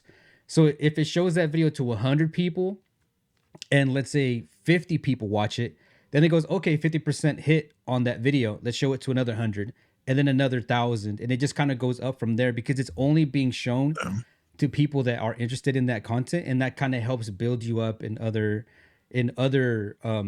topics. Because I've tried that a couple times, and it surprisingly worked. Because Really? I uploaded random stuff, like I uploaded like just like trending topics or something, like when the Dr. Disrespect stuff happened. I uploaded like some shorts on it, and like 6,000 views. It's a YouTube short, but it's something that's totally out of the ordinary from what I upload on this channel. And then I got like Yeah. a handful of subs off of that, you know. And then I'll upload like another random video. Then I tried it with like a long form video. I forgot what it was, and I did the same thing. I unchecked the like that box or whatever, and it got like a decent amount of views. And so I think that might be a strategy. If you guys aren't doing that, maybe try it once or twice with your like random topics. But then but then what sucks too is that like I've tried topics, like my most recent was like Bloodstrike, and like I've been covering Bloodstrike since the game was like an alpha, beta, early testing, live streamed it, made videos on it. I had videos like just a couple months ago that got decent views, especially during like the Warzone drama. So I was like recommending people play Bloodstrike because Warzone was, trash. Warzone Mobile was trash. And so those videos are getting good views. And then like when Bloodstrike got a new update, the Zombie Royale thing, I was like, okay, cool. This is something within my niche. I've been uploading about this game. Let me upload it, published it to subscribers, and then I got like 200 views on it. And I'm like, bro, the last one did like 10K, 8K, 6K, whatever it was. And I'm like, only 200 views on this one. And I'm like, bro, what did I do wrong? I'm like looking at the thumbnail. I'm looking at the keywords. I'm like, I don't know what happened, but this video did not get pushed out and no one watched it. So, I mean, it's tricky. And I think, I don't know, man, like if you want to make content, like if you want to experiment with something, maybe try unchecking that subscriber thing, so that your videos only get pushed out to people that are searching up that topic. It's recommended to people that are interested in that topic. And it's something that I might start doing a little bit more. Because I really haven't been mobile gaming. The only mobile game I play is COD Mobile, and I was trying Warzone Mobile, but the game is like no one likes it, no one plays it. And Yeah. Call of Duty in general, I don't know if you guys have ever noticed this, but like if you go to like any big YouTuber, like Call of Duty YouTuber, all of their videos are all negative. They're all negative, like they're talking about Call Oh, of I Duty get. in a negative light. They're pointing out the flaws, what's wrong with it, what's Yeah. broken with it. Yeah. Because right now, like a good portion of the community doesn't like what COD's doing, right? Because we just got the Black Ops 6 integration. So people are like that, like the Modern Warfare 3 integration. Like everyone's like upset. Oh no, the game doesn't work. So like a lot of the content creators, they're uploading stuff, painting COD or pointing out the flaws, the negatives, and all those negative videos are like driving views. And there's a COD YouTuber, or he's also like a mobile YouTuber. His name is Shady. The real Shady, I think, or something like that. He's like I think he's Pakistani. I'm sorry if I think, but he's like Middle Eastern, right? So he kind of has like this whole like Habibi bit, right? Like he's like, oh Habibi, Habibi this, Habibi that, and you know, but I believe he's based in the U.S., I believe, or the U.K. But he tweeted out something like, I just did a video on Warzone talking about or like a good gameplay or whatever like that. And he goes, and I got 0 views. He goes, apparently the only way to get views on this on Call of Duty right now is just to make negative videos. And he put like LOL, LOL. And then he followed that up with videos actually talking crap about COD, and then his views were up. So Yeah. you know, even if it's not Yeah. one, you know, it's sometimes you got to look at like, oh, maybe that's why my COD video didn't do well, because COD people don't want to see me have a good time in COD. They want me to point out what sucks about the game. That's what people are looking up. You know, am I the only one having a bad time with this game? But it's like, that's why I always thought it was funny when we played COD together or Warzone. Like we're just laughing the whole time. We're having a good old time. But Yeah. if we were to like upload that video, it probably wouldn't do well. People would be like, I don't want to see these dudes laughing. What the hell? I don't want to see this gameplay. Yeah. It's like I want to Yeah. see someone point out why the audio sucks, why I'm getting bugs, why this, why that. And all those videos, like if it's J God, anybody, they're always talking bad about the state of Call of Duty, and the reviews are like through the roof, bro. They're getting like 40K, 100K, Yeah. 90K. And it's not really Yeah, my style. I'm not the game basher I know. guy, you know? It's like I just want to have Yeah, fun. me either. Yeah. I have tried that thing, by the way, that setting that you mentioned. I only tried it twice though, and it didn't work for me. I made I think it was like a Switch 2 leaks video on the Jaboosle channel, but I didn't select that thing. And I think after like 2 days, it had like 300 views or something. So I deleted it off the Jaboosle channel, and then I re-uploaded it on my second channel, and it got like 2K or something like that. So it actually did better on the less established channel than, you know, the much bigger one, even with that setting. And then I did that too, literally just a few days ago with I made a reaction video to The Witcher 4, and I did that. Don't send out to whatever. And after like 3 or 4 hours, it had like 5 views. And I was like, this shit is not working. So I deleted it, re-uploaded it with that setting now, the push out to subscribers. And within a minute, it was already like double the views of that. So it hasn't worked for me, but maybe I just haven't done it enough, or maybe I haven't given it enough time. But yeah, but going to what you were just saying, the whole like rage content and like you know, get like talking about issues, getting people upset and stuff. I've honestly, I'm kind of guilty of doing that with Warzone Mobile, because I have made videos just trying to do normal gameplay of Warzone Mobile, like more towards like when it first released or like right before it released, and those videos always did very little views, like 300, 500, maybe 1,000.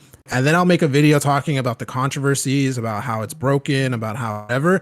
And it's like guaranteed 5K, guaranteed 7K, guaranteed 10K. And it's just, it is easier to sometimes just make that content. But one of the reasons why I stopped is just because, yeah, like, I felt like I'm not really this type of guy. Like I don't consume this type of content, and then making it just for consistent views kind of started to feel like, I don't know, nasty, like kind of bad.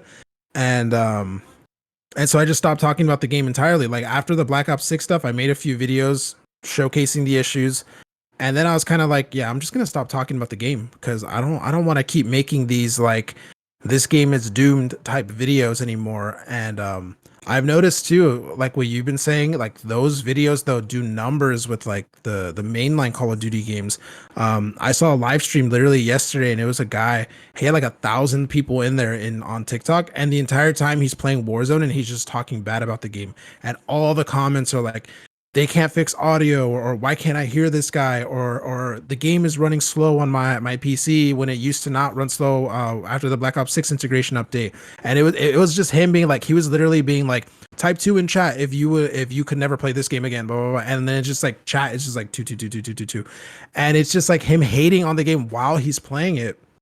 And I'm just like, this is the content that people, this is what gets pushed out. Like, this is what people want. But I mean, I guess it's just because, rage bait sells, I guess. And yeah, it's also tough with that too, because like, if you're not that type of person, or if you like AB said, like when we play, we're actually having fun and stuff. Like, it's like, you can't really make that content and expect the same kind of numbers, because the rage bait stuff is gonna do numbers, and yours won't. Yep. People like controversy and negative stuff. For some reason. Yeah. Yeah, that's happening right now with the whole Witcher 4 thing too. I don't know if you guys have seen, but like everyone's complaining that they first of all, that they made the main character now a girl. But that was like, if you played the third game, you know that they literally set that up. Like that was the ending, like a spoiler, but it was literally like it wasn't even like a figurative like passing on the torch. It literally shows him being like, you're next, kind of, and giving her the sword and stuff like that. But it doesn't matter, because people can just like, blame it on like wokeness and stuff like that, and just completely disregard the books and what they set up in the previous game, and then just focus on controversy and be like, look, they're making us play as a woman, and also in the previous game she's like 20 years old, so she looks really young, but this game looks like it's 20 years in the future. Look how she's aged, as if that's not like a normal thing. And I made the reaction video, and I got like 100 views, and it was a positive reaction. It was like I'm excited for this. And it does horribly. And then I've seen other people too, like giving good reactions to it, or saying how it's going to be good, and they're sitting at 2K, 5K, 10K. But then you've got these videos at 100K or like 200K, and it's just like, they ruined The Witcher 4 with DEI or with wokeness, whatever. And then it's like a photoshopped version of her face that doesn't even look like her, and they've made it look noticeably worse. And then it's just them complaining the entire time, being like, the gaming sucks now, and blah blah blah. And it's just like, damn, dude, like, you kind of have to be one of those type of people now, one of those type of content creators, to get those consistent views and stuff like that, I guess. Yeah. Yep. Sucks. Yeah, I noticed does. that too, when I would kind of like do the Warzone mobile videos, but kind of like laugh at it and point out how some of the stuff was broken or funny, whatever. I'm pointing it out just out of like, hey, like, I'm not making this up. Like, this game is like really bad. Yeah. And then like the views would be really good on it, and I'm like, well, sorry, Warzone Mobile. Yeah. I'm like, I'm not going out of my way to point out the flaws, but like the rage baiting, like you said, like editing the thumbnail, making it look worse than it is, putting the words DEI in the things like that. It probably, like you said, it has nothing to do with any of that. It was literally set up in the last game that it was going to be Yeah. Siri is her name, Yeah. like that it was going to be Siri, that the successor. So like, what's the big deal? Like, if you're a fan of that game, why wouldn't you be excited that the next, like, it literally continues the story? Like, what's the big deal? But it's like you said, people just Yeah. throwing out the buzzwords. Like, it's yeah, it just it's like you said, like the rage bait. Like, oh, what? Let me click on this. Let me check this out. Like, what do they do? Mhm. And then they watch and they're like, oh, it's a funny twist or whatever. But they got the view out of it as well, right? So as long Yeah. as people click on it and they watch 30 seconds, YouTube considers that a view. And Yeah. then it'll start boosting that video up. Oh, it got a lot of views. Let's keep recommending it, and Yeah. that's how they get the reviews and stuff out. I wouldn't want to be that kind of content creator, but I mean, damn, if I can put like my funny twist on it or something and maybe sell it that way, then maybe Yeah. I'll have to start doing that, man. And I don't know. I'm like literally thinking like, what the hell do I got to do? What do I got to do next? I don't want to keep making videos that people don't want to watch, right? Like, I got to Yeah. I really don't understand. Like, I did a video on Bloodstrike, a game that I've done. It's been successful, and all of a sudden it doesn't work, and it's like, damn, like, what happened? What do I do? So I'm like, well, I've been playing a lot of Warzone. Maybe I start doing Warzone Black Ops 6 stuff, but I don't want to be like the negative guy and like pointing out flaws. But if it's genuinely something that I think could fix the game, then maybe I will. Maybe that's what we'll talk about. But like, I don't know, man. I'm really Yeah. stuck. I'm hard stuck. I'm like, damn, what do I do? Sounds like we Yeah, all are. bro. Huh? Yeah, dude. Sounds It's like we're all stuck. Yeah. it for me. It's gotten to that point where I was like, look, I don't want to make mobile content at all anymore. Like I like just me like separate me from YouTube. I don't play mobile games in my personal life that much anymore. If I do, it's just that Pokemon Pocket game. That game I genuinely like. It's one of my most played games out of any platform right now, just because I genuinely find it fun. But besides that, I'm not playing like Arena Breakout on my phone every day. I'm not playing COD Mobile on my phone every day, even though I think it's a good game. Like, don't get me wrong. I'm not playing these games. I got other platforms now. I've got like a Switch. I got a PlayStation. I got a PC now, and I realized that for the last 2 years, I've just been uploading mobile content still out of like a sense of responsibility and a sense of like not wanting to let the channel die, even because I put so much time into it. Right. And but it's kind of gotten to the point where I'm like, okay, for the last 2 years, I've been kind of like just push through it. Like maybe you'll get that new game that comes out and you're super excited about it, or whatever it is, or maybe you'll appreciate mobile games again and stuff. And it just it didn't happen over the last like 2.5 years. So I've gotten to the point now where I'm just like, okay, I only enjoy this one mobile game. I'll upload it on here. I know it's going to do terrible. I know the views are going to be really, really low compared to what I normally do. And I know it might lead to people unsubscribing, but I would rather, play a game that I enjoy and get those, less views or whatever than to be what I was doing the last couple of months where I'm just like, let's do a Warzone mobile controversy video just to get some, get these view numbers up real quick. And then maybe we'll do the 1K, the 2K view videos. And then we'll go back to another Warzone mobile, get a 10K, banger or whatever. And then keep going. And it's just like, yeah, I don't want to do that stuff anymore, dude. Like I would rather just upload the, whatever content it is on this channel, that I want to make. And then, do that Nintendo stuff that I've been wanting to do that I've been putting off for like 2 years. And, that's pretty much where I'm at with it now. Like I think I was holding on too long, if anything, for the mobile stuff. And yeah, it's just crazy though. It's crazy. Like I wish I could just do whatever type of content it is that I wanted to do on this channel and it would be good, but it's sometimes it feels like that's not how YouTube works. So then you got to do these things where it's like, okay, let me make this channel, let me upload this instead on TikTok or whatever. Let me, and it's crazy. It is. Sucks. Yeah. Yeah. Yeah, it's tough though, because mobile, I don't know. I feel like if you would have asked me like 3-4 years ago, I would have been like, yeah, dude, it's gonna be crazy. We're gonna get so many games and we're gonna get so many like content just gonna be so good. And now it just looks so bleak because everything is just constantly like indefinitely delayed, or it shuts down. It immediately like flops when it releases or whatever. And then, like I said earlier, like everyone's still playing PUBG, everyone's still playing COD-M, and it just feels like the platform as a whole has kind of been like a stasis for like 5 years now, and my channel feels like it's been in a stasis with it, and it's just like there's a couple of things wrong if you look at like the mobile scene, like from the content creator perspective. Like for us that we've been doing, we did mobile because that's what we wanted to do. But like if you look at where it was, like you said, 5 years ago to where it is now, and then if you can kind of like look into the future and predict what the next year is going to look like 2025, it doesn't look any better. It doesn't look any better. And even if they do release like Rainbow Six Mobile, even if they do bring Valorant Mobile, even though those games will find their audience, from our content creator perspective, I don't think if you were gonna do like a Valorant mobile video, you can't do like a one-off. You have to like actively play it. You have to grind it. You have to know all the abilities. You're gonna have to know all the ins and outs of the game. It's gonna have to be like one of your main games, I think.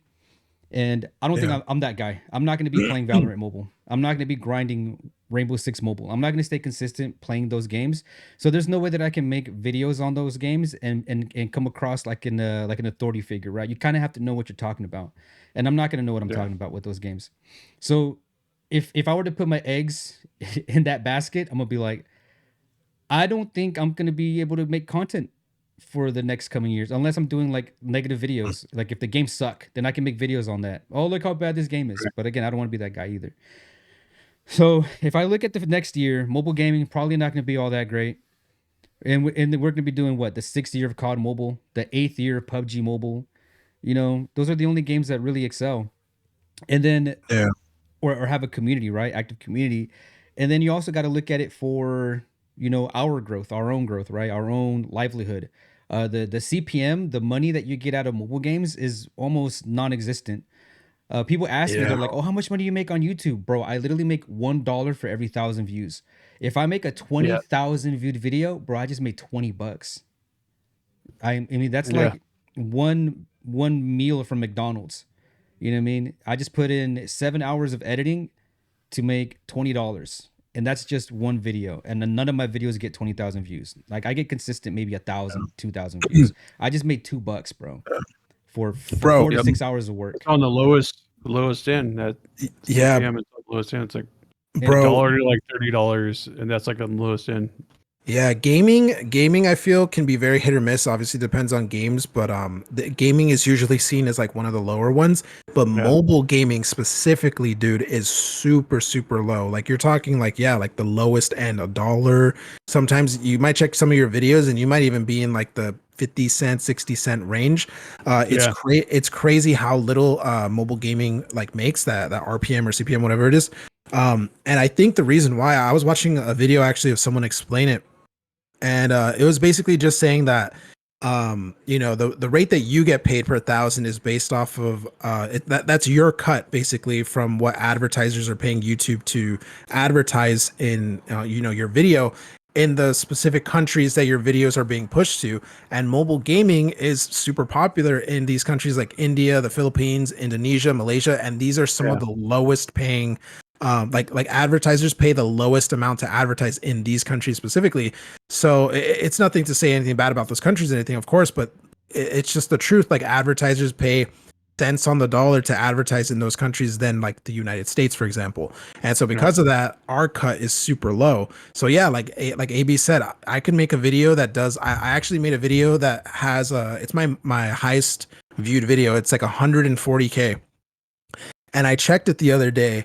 I've only made $90 off that video, 140,000 views, and I checked the CPM or RP, whatever it is. I get them confused, but it was literally CPM. It was 68 cents.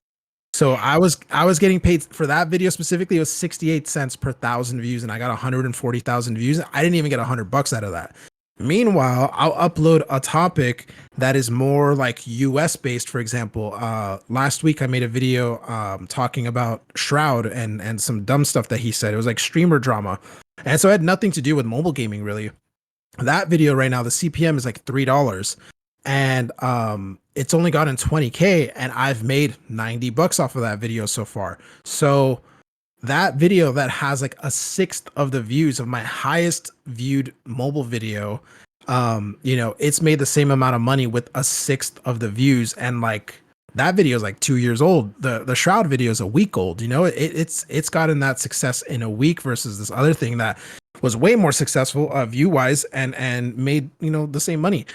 So yeah, mobile gaming specifically, I feel like that's another thing that has kind of pushed me away from the platform too, because like I know you're not supposed to do this stuff for money and stuff like that, but like I live in the real world, you know, I've got bills to pay, and this thing consumes a lot of my time. And obviously I'm super passionate about it, and I would love for this to be the way that I make a living. But like right now it's not, because this specific like genre of gaming that we upload on, me and AB at least, it's like, it's literally like the lowest paying thing that you can do almost. And I've seen videos, dude. I watched this guy, he's got a Pokemon card reselling business. So he has like a distributor, so he gets things for like way under a retail price, and then he sells it for, you know, around retail price or whatever. He's got like a seven figure Pokemon card business, and he makes talking head videos. He's literally in his basement with like all his stock and product behind him, and he's just talking like, "This is how you make your own Pokemon card business." Blah blah blah. He made a video recently talking about how much he gets paid on YouTube for his talking head videos, as well as like how much other Pokemon YouTubers make and stuff. Dude, their CPMs are like $10, $15, like $16. It's crazy. He showed Wow. he showed off his most recent month. And by the way, he has the same subs as me. He has like 26K. So he's around my size. And he showed off a month where he had, I think he got like 300,000 views total. What is it, Like dollars? Oh my god. no. He got three he got 300K views in 1 month, which is obviously that's a lot of views, but that's like Yeah. that's numbers that I have been able to do in my time here on YouTube. I had a couple months where I did like above 300K, and those months I made like 300 or 400 bucks off YouTube, which is not a lot for that amount of views. This dude was making like $3,000 to $4,000 those months because of how much higher his CPM is compared to something like mobile games. So despite being, a similarly sized channel, and despite being getting similar amounts of views in a particular month, he's making 10 times what I would make because of the subject difference. I'm doing mobile, he's doing Pokemon, and the amount they pay you for that is like vastly different. It's crazy. I saw that video and I felt so discouraged to continue making mobile content because I'm like, bro, I have to be doing 3 million views while he's doing 300K just to be able to match like his ad revenue, And it just felt like, damn, like I don't know. I don't see a future in that. I don't see a future where I'm consistently able to pull millions of views in a particular month on mobile games, especially in a time period where the platform as a whole feels like it's super stagnant. Right. And yeah, that was another big reason why I was like, you know what, I don't really want to put that much energy into mobile specifically anymore. I hate to deprioritize the 24K channel, but I would rather make a new channel or focus on the second channel I already have, and focus on a subject matter that's gonna potentially be a little bit more rewarding. Yeah. Because yeah, dude, it's like it's not it. It's not it. Mobile gaming is it's tough, dude. It's super tough. Yeah. Gaming in general, really. Yeah, for I sure. mean, mobile gaming more so. Yeah. I totally get that. Like, as far as like, like the countries that mobile gaming is big in, especially like, the free games and stuff. And yeah, of course, you're not going to pay that much for something they're not going to get a big return on. So Yeah. that's the issue with it, Yeah. Yeah. Like if you think about it, dude, like the big mobile people, AB, like Ferg and Winsanity and stuff like that. Imagine if with the numbers that they have in mobile right now, imagine if they had that, but just in PC gaming in general. Like it would be, these guys would be, obviously they're probably really well off already, but they would be so much further ahead.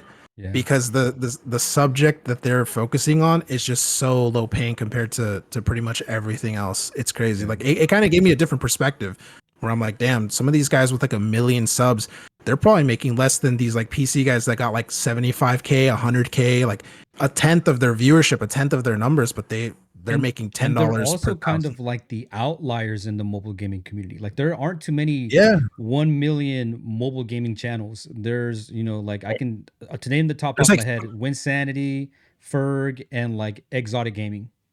yeah, there's like three. They're the only There's like ones three of that them. come to mind, like English speaking, mobile content. They're like the only ones. Whereas if you go to like the PC side, console side, there's there's a lot. I'm sure it's a lot more. I can name at There's least thousands. Yeah, there's there's like like way thousands. more. So like Uh, there might be a there.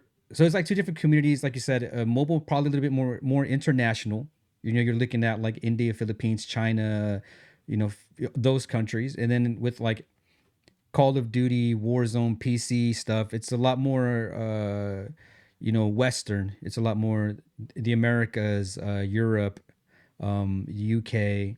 So in Yeah. those markets are, they're more profitable. The dollar goes a longer way.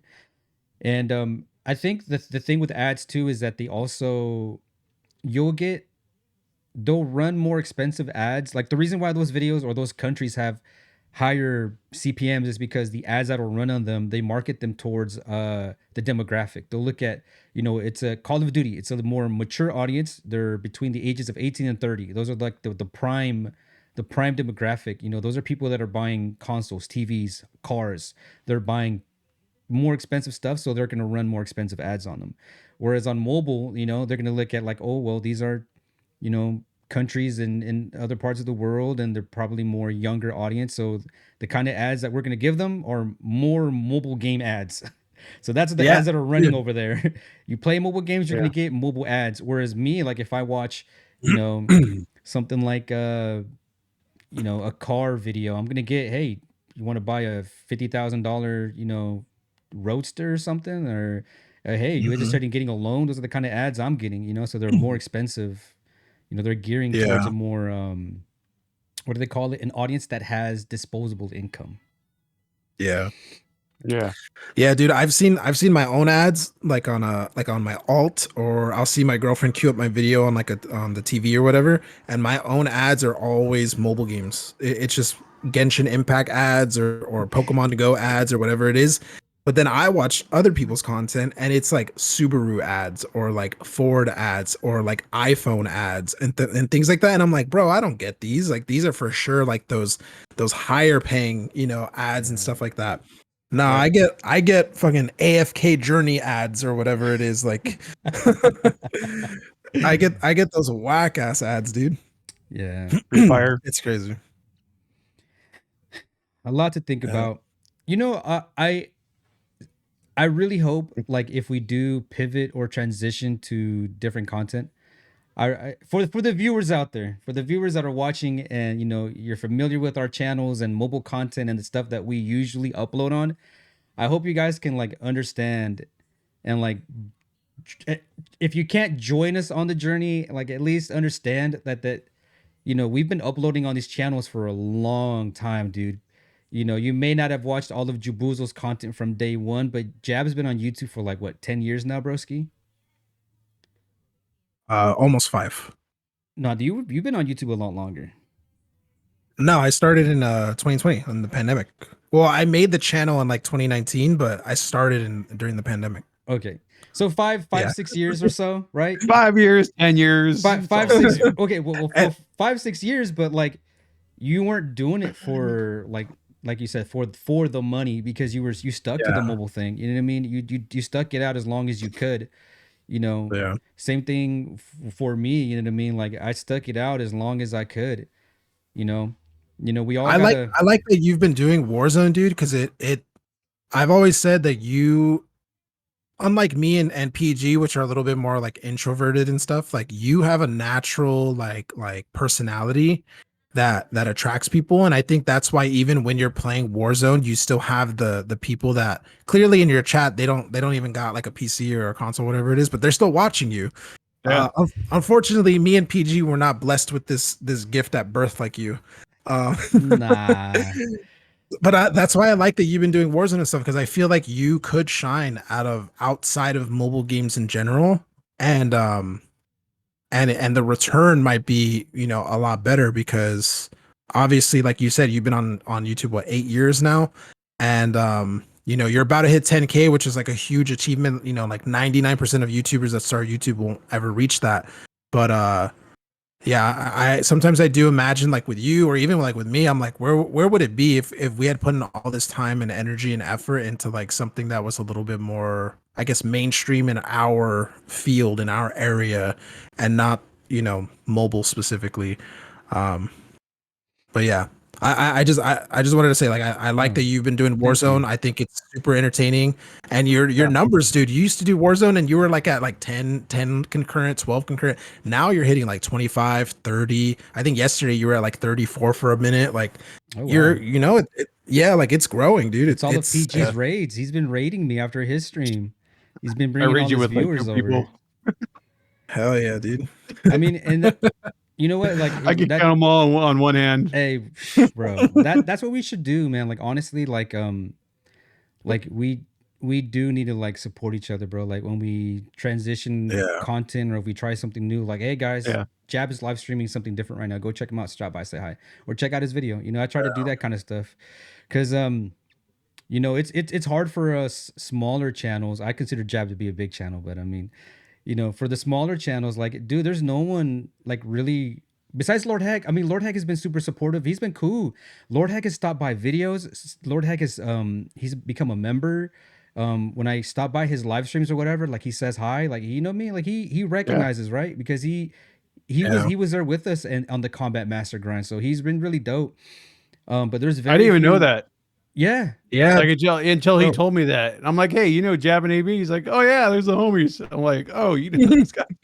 Yeah, bro. He's one of the reasons why because when I was debating like should I be uploading this Pokemon Pocket content on Jaboosle? Should I just abandon Yeah. Jaboosle and put that on my Nintendo channel and just focus on that and kind of just, you know, forget about Jaboosle or whatever? He's one of the reasons that gave me a bit of hope of being able to transition my current channel into like a different subject. Because Right. when you look at his second channel, the one that just hit like 100K, Yeah.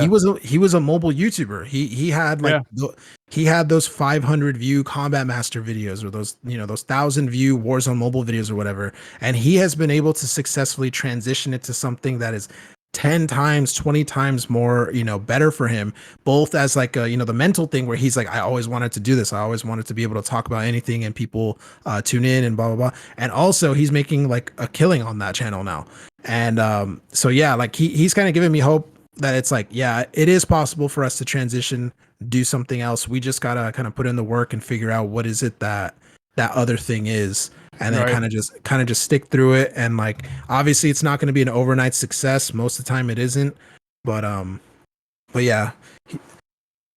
Yeah, same here. That's how, yeah, watching him and like looking at his channel, I'm like, oh, this dude was doing all kinds of gaming stuff. And then all of a sudden now he's just doing a bunch of like talking head videos, and like he'll stream sometimes, maybe on Twitch or whatever it is, and, you know, play some games, whatever. But that's pretty much it as far as like game stuff goes. It's him like maybe streaming sometimes. But yeah, the rest of it's just him like doing these talking videos like almost every day now.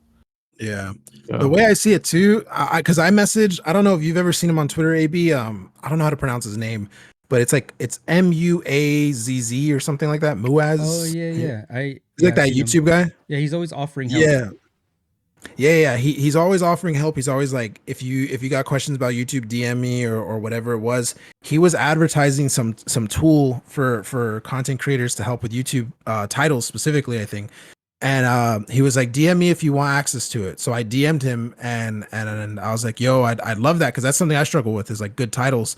And he was like, yeah, for sure, here it is. It's like a free 60-day trial, whatever. And I also asked him about the channel, and I was like, is it even possible to, you know, change subjects on your channel to something different? Should I just be doing it on a new channel? And he actually took the time to check it out, and he was like, look, if I were you, if you can't handle like the low view number and it's going to be mentally draining on you and stuff like that, he's like, just make a new channel, because it's always going to feel better when you've got low views but on a new channel versus when you've got it on an established channel where you have that like baseline that you expect.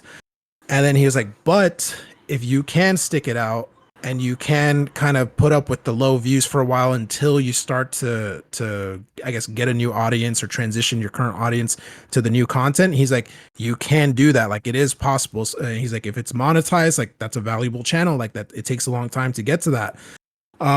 So he gave me that advice too. So that combined with Lord Hex stuff, I was like, yeah, like I don't think I would rather sit and watch these 100 view, you know, Pokemon Pocket videos and see if I can eventually at least try, you know, to eventually build a community around that, than to not try and stuff. Because the last thing I want to do, of course, even though this is a mobile gaming channel, the last thing I want to do is abandon it. I spent so much time and you know, effort into it. yeah. So yeah, those two have given me hope that like I just gotta stick it through, and you know, it is possible, and maybe the answer isn't always to just make a new channel for a new topic or whatever, especially I guess when I know you consider me big, AB, but like at the end of the day, we're all still very small YouTubers. So I feel like we still got that room for, you know, change and growth and stuff like that.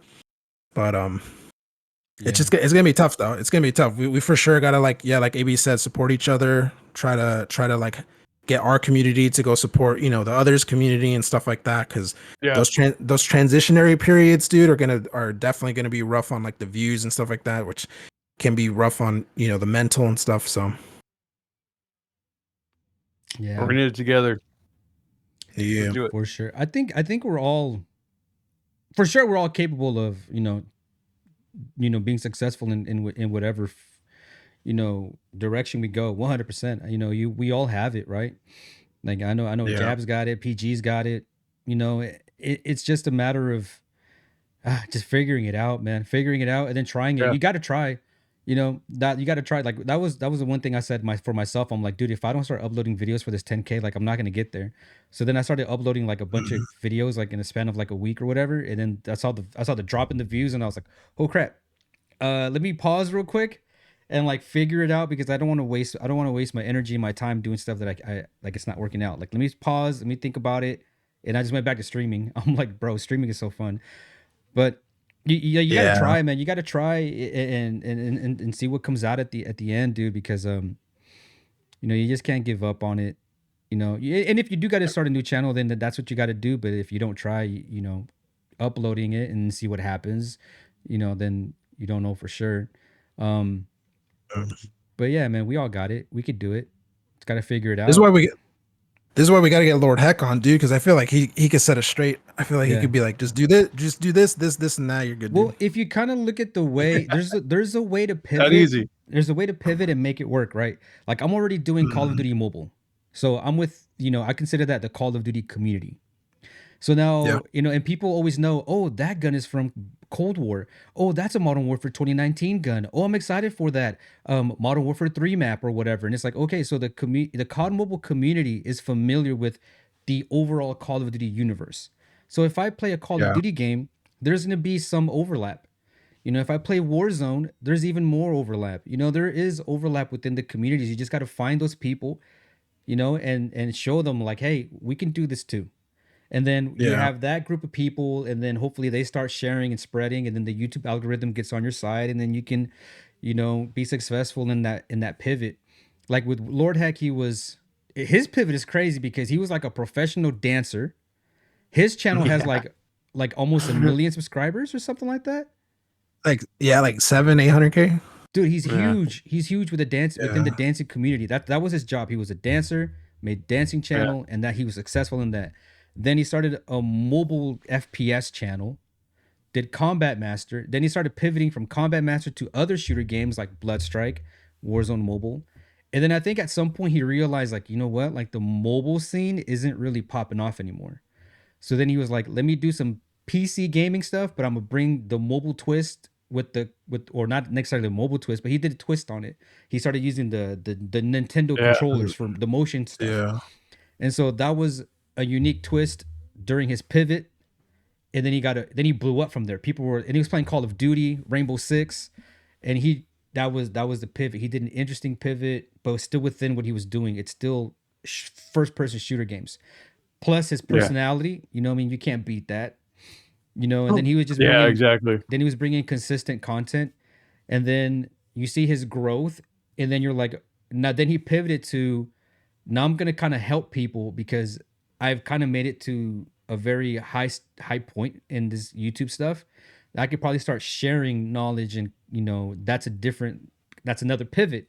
You know what I mean? Yeah. And so his content has always been like valuable because he was always showing something new, something interesting. And you just got to pivot in the right direction or at what the right timing as well. So Yeah. yeah, He's a smart guy. yeah, he figured it out. You know what I mean? And he's still figuring things out because he said one of the videos that I saw, he was like, I don't really want to stream anymore. He's like, it's gotten so negative. Maybe I don't stream. Maybe I just make videos. I don't want to deal with the negative comments and stuff, the negative streams and draining as well. He's got a full-time job now, right? We're all working and we're trying to do the YouTube thing on the side. It's something that we're passionate about. But I mean, there's sometimes too where I think like the only thing that kills me about doing YouTube and content stuff is like all the time that it takes away from like my family. Like Miz is in the other room. My dogs are just laying down. My brother's like he's doing his own thing, and like he hits me up like, hey, let's get together, and it's like, damn. And sometimes I know that he doesn't hit me up because he knows that I'm doing YouTube stuff. He knows that I'm streaming, Mhm. and that's the only thing that kills me, bro. Is taking time away from like my real life, my family. That's the only Yeah. thing that kills me, and I'm afraid that one day I'm gonna look back and be like, dude, I wasted so much time. I would have gave it all away to just some more time with my dogs, with my family or something. But like I get like legit, that too. I get keep going, but because I love it, and I'm hoping that yeah. eventually this comes up, like something pops off, and I'm like, okay, cool. I can take my family out on a trip. I can get us a nicer house or something like that. Like that's what I'm working for. Yeah. That's what I'm hoping for. But it's the only thing that kills me, dude. I get like that too, dude. I had that feeling like 2 or 3 days ago because I was editing videos because I was making a Xenojab video and I uploaded videos for this channel. And so I was on the computer for like 10 hours that day on a day that I'm supposed to have, free. And I felt bad just because I was just like, I could have been watching TV with my girl. We could have went somewhere. We could have, done something. But I was here at the desk, doing this, and I didn't get to bed until it was like midnight. And yeah, I get like that too sometimes where I'm like, is it even worth it? Like, am I gonna look back on it and be like, damn, dude, I spent so many days and so many nights just like working on this thing to get 500 views. Like, well, I could have used that time for like family to do other things and stuff, but it's tough. It's tough because at the same time, I would love for this to be the way that I make money. I know you guys too. I know you guys would love for this to be the way that you make a living and be able to support your families and stuff doing this because it's something we love. But yeah, Yeah. it's definitely a time consumer, dude. It's crazy. This is why we gotta get successful and then get editors and thumbnail guys. Literally just play, play, and then pass it on to them. Get that shit out by 10 p.m. today, right? Yeah. Exactly, dude. Yeah, bro, for real. Yeah, dude. Yeah, it's that's the grind though, dude. That's the grind. It is the grind. Yep. That's the grind. All right, dude. This was supposed to be an hour long. And I think we're I know. I think let me check the recording, dude. It's 2.5. 2.5. Yeah. 2.5 hours. It was that alien talk, dude. I feel like we went into like a time warp or something. Crazy. Well, crazy. we'll see how the people like this podcast episode. I mean, maybe eventually, we kind of put like a hard stop. Hey, we set a timer down 1 hour. Maybe it's more digestible that way. Maybe it's but it's not, I think a time limit would be better for all of us. I think we would be able to do it more consistently, knowing that like it's an hour or it's an hour and 10 or whatever it is. And also, like just like easier to digest. Like some people don't got 2.5 hours to watch or whatever. I so do. like, yeah, I do because I'll be editing, listening to stuff. So I'll have put stuff AB's on a live drive. stream. I'm driving and I'm like got stuff playing. Yeah. In the background. I'm like, I want to hear it. Background noise. Yeah. I'll But then listen. you gotta remember though, you and I are like heavy mobile audiences. So these are people that are used to the 5-minute matches, the 10-minute matches. They're not gonna. They won't even play a game if it's 20 minutes long. They're not gonna watch us fucking yap for 2 hours.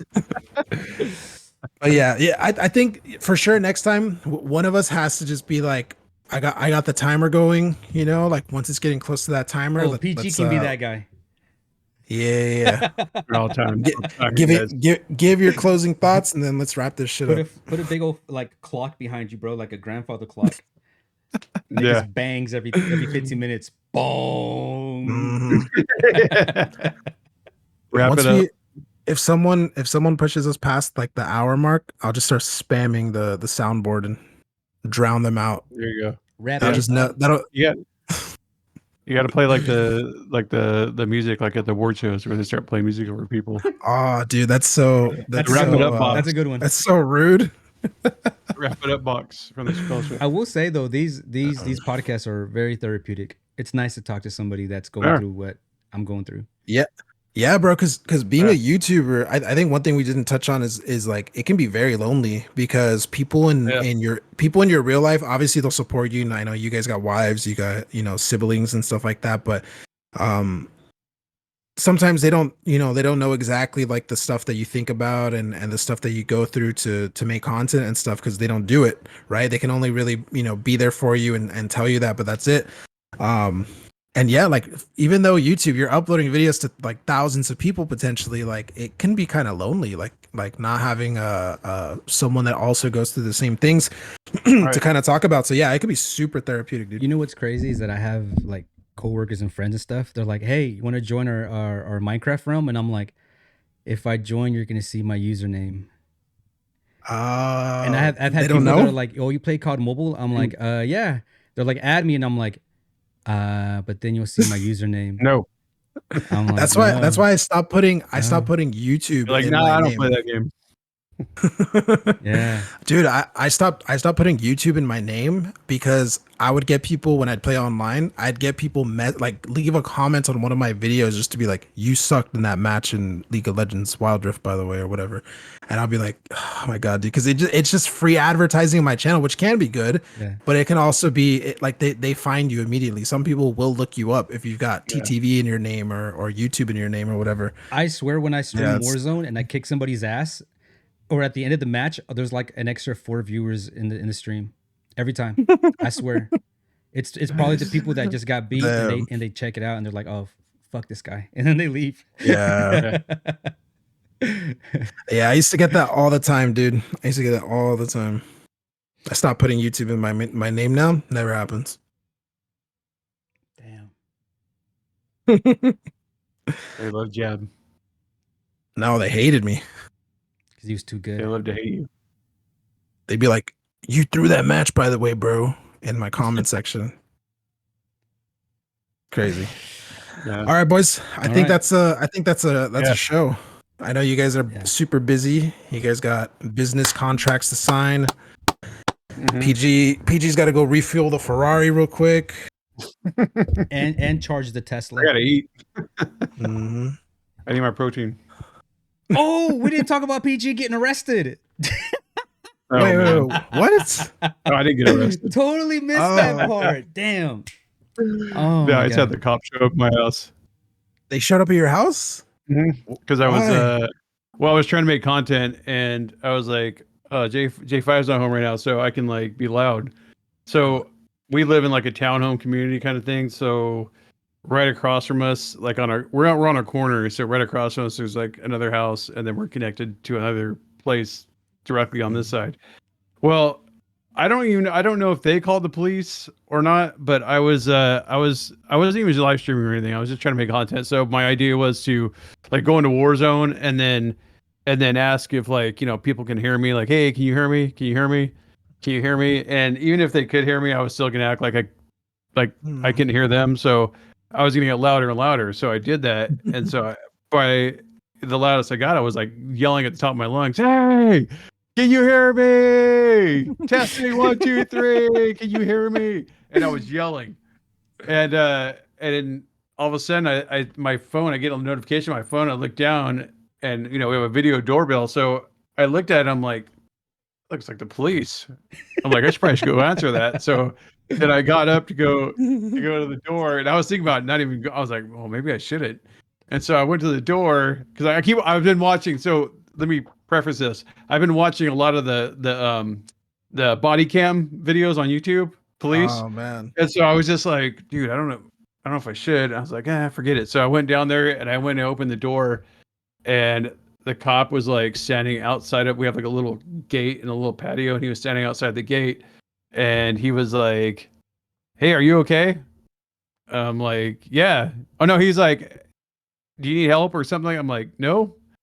Yeah, I can't remember exactly what he said. I have it all in video too. I'm gonna make a video out of it. But Oh, he was like, "Yeah," he's like, "Do you need help or are you okay or something?" I was like, "No." And then he was like, "Oh, because something about loud noises or something." I'm like, "Oh," I told him I was live streaming for some reason. I'm like, "Oh, I'm a live streamer. Like I was being loud and I was live streaming or something." And then he was like, "Oh, gotcha."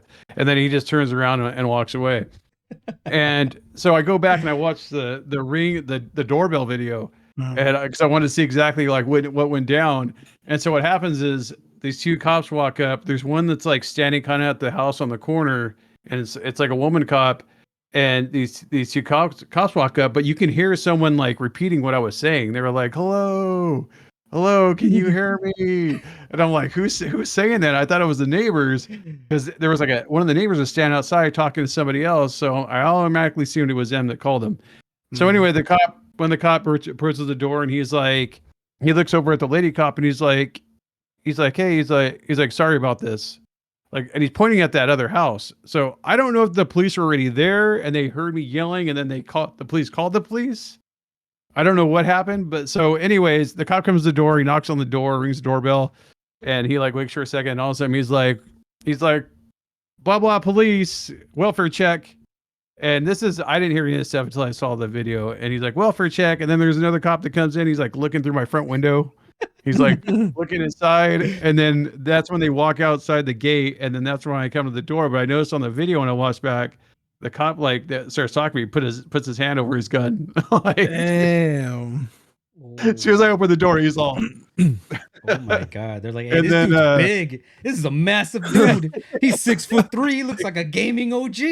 Look at the guns on that guy."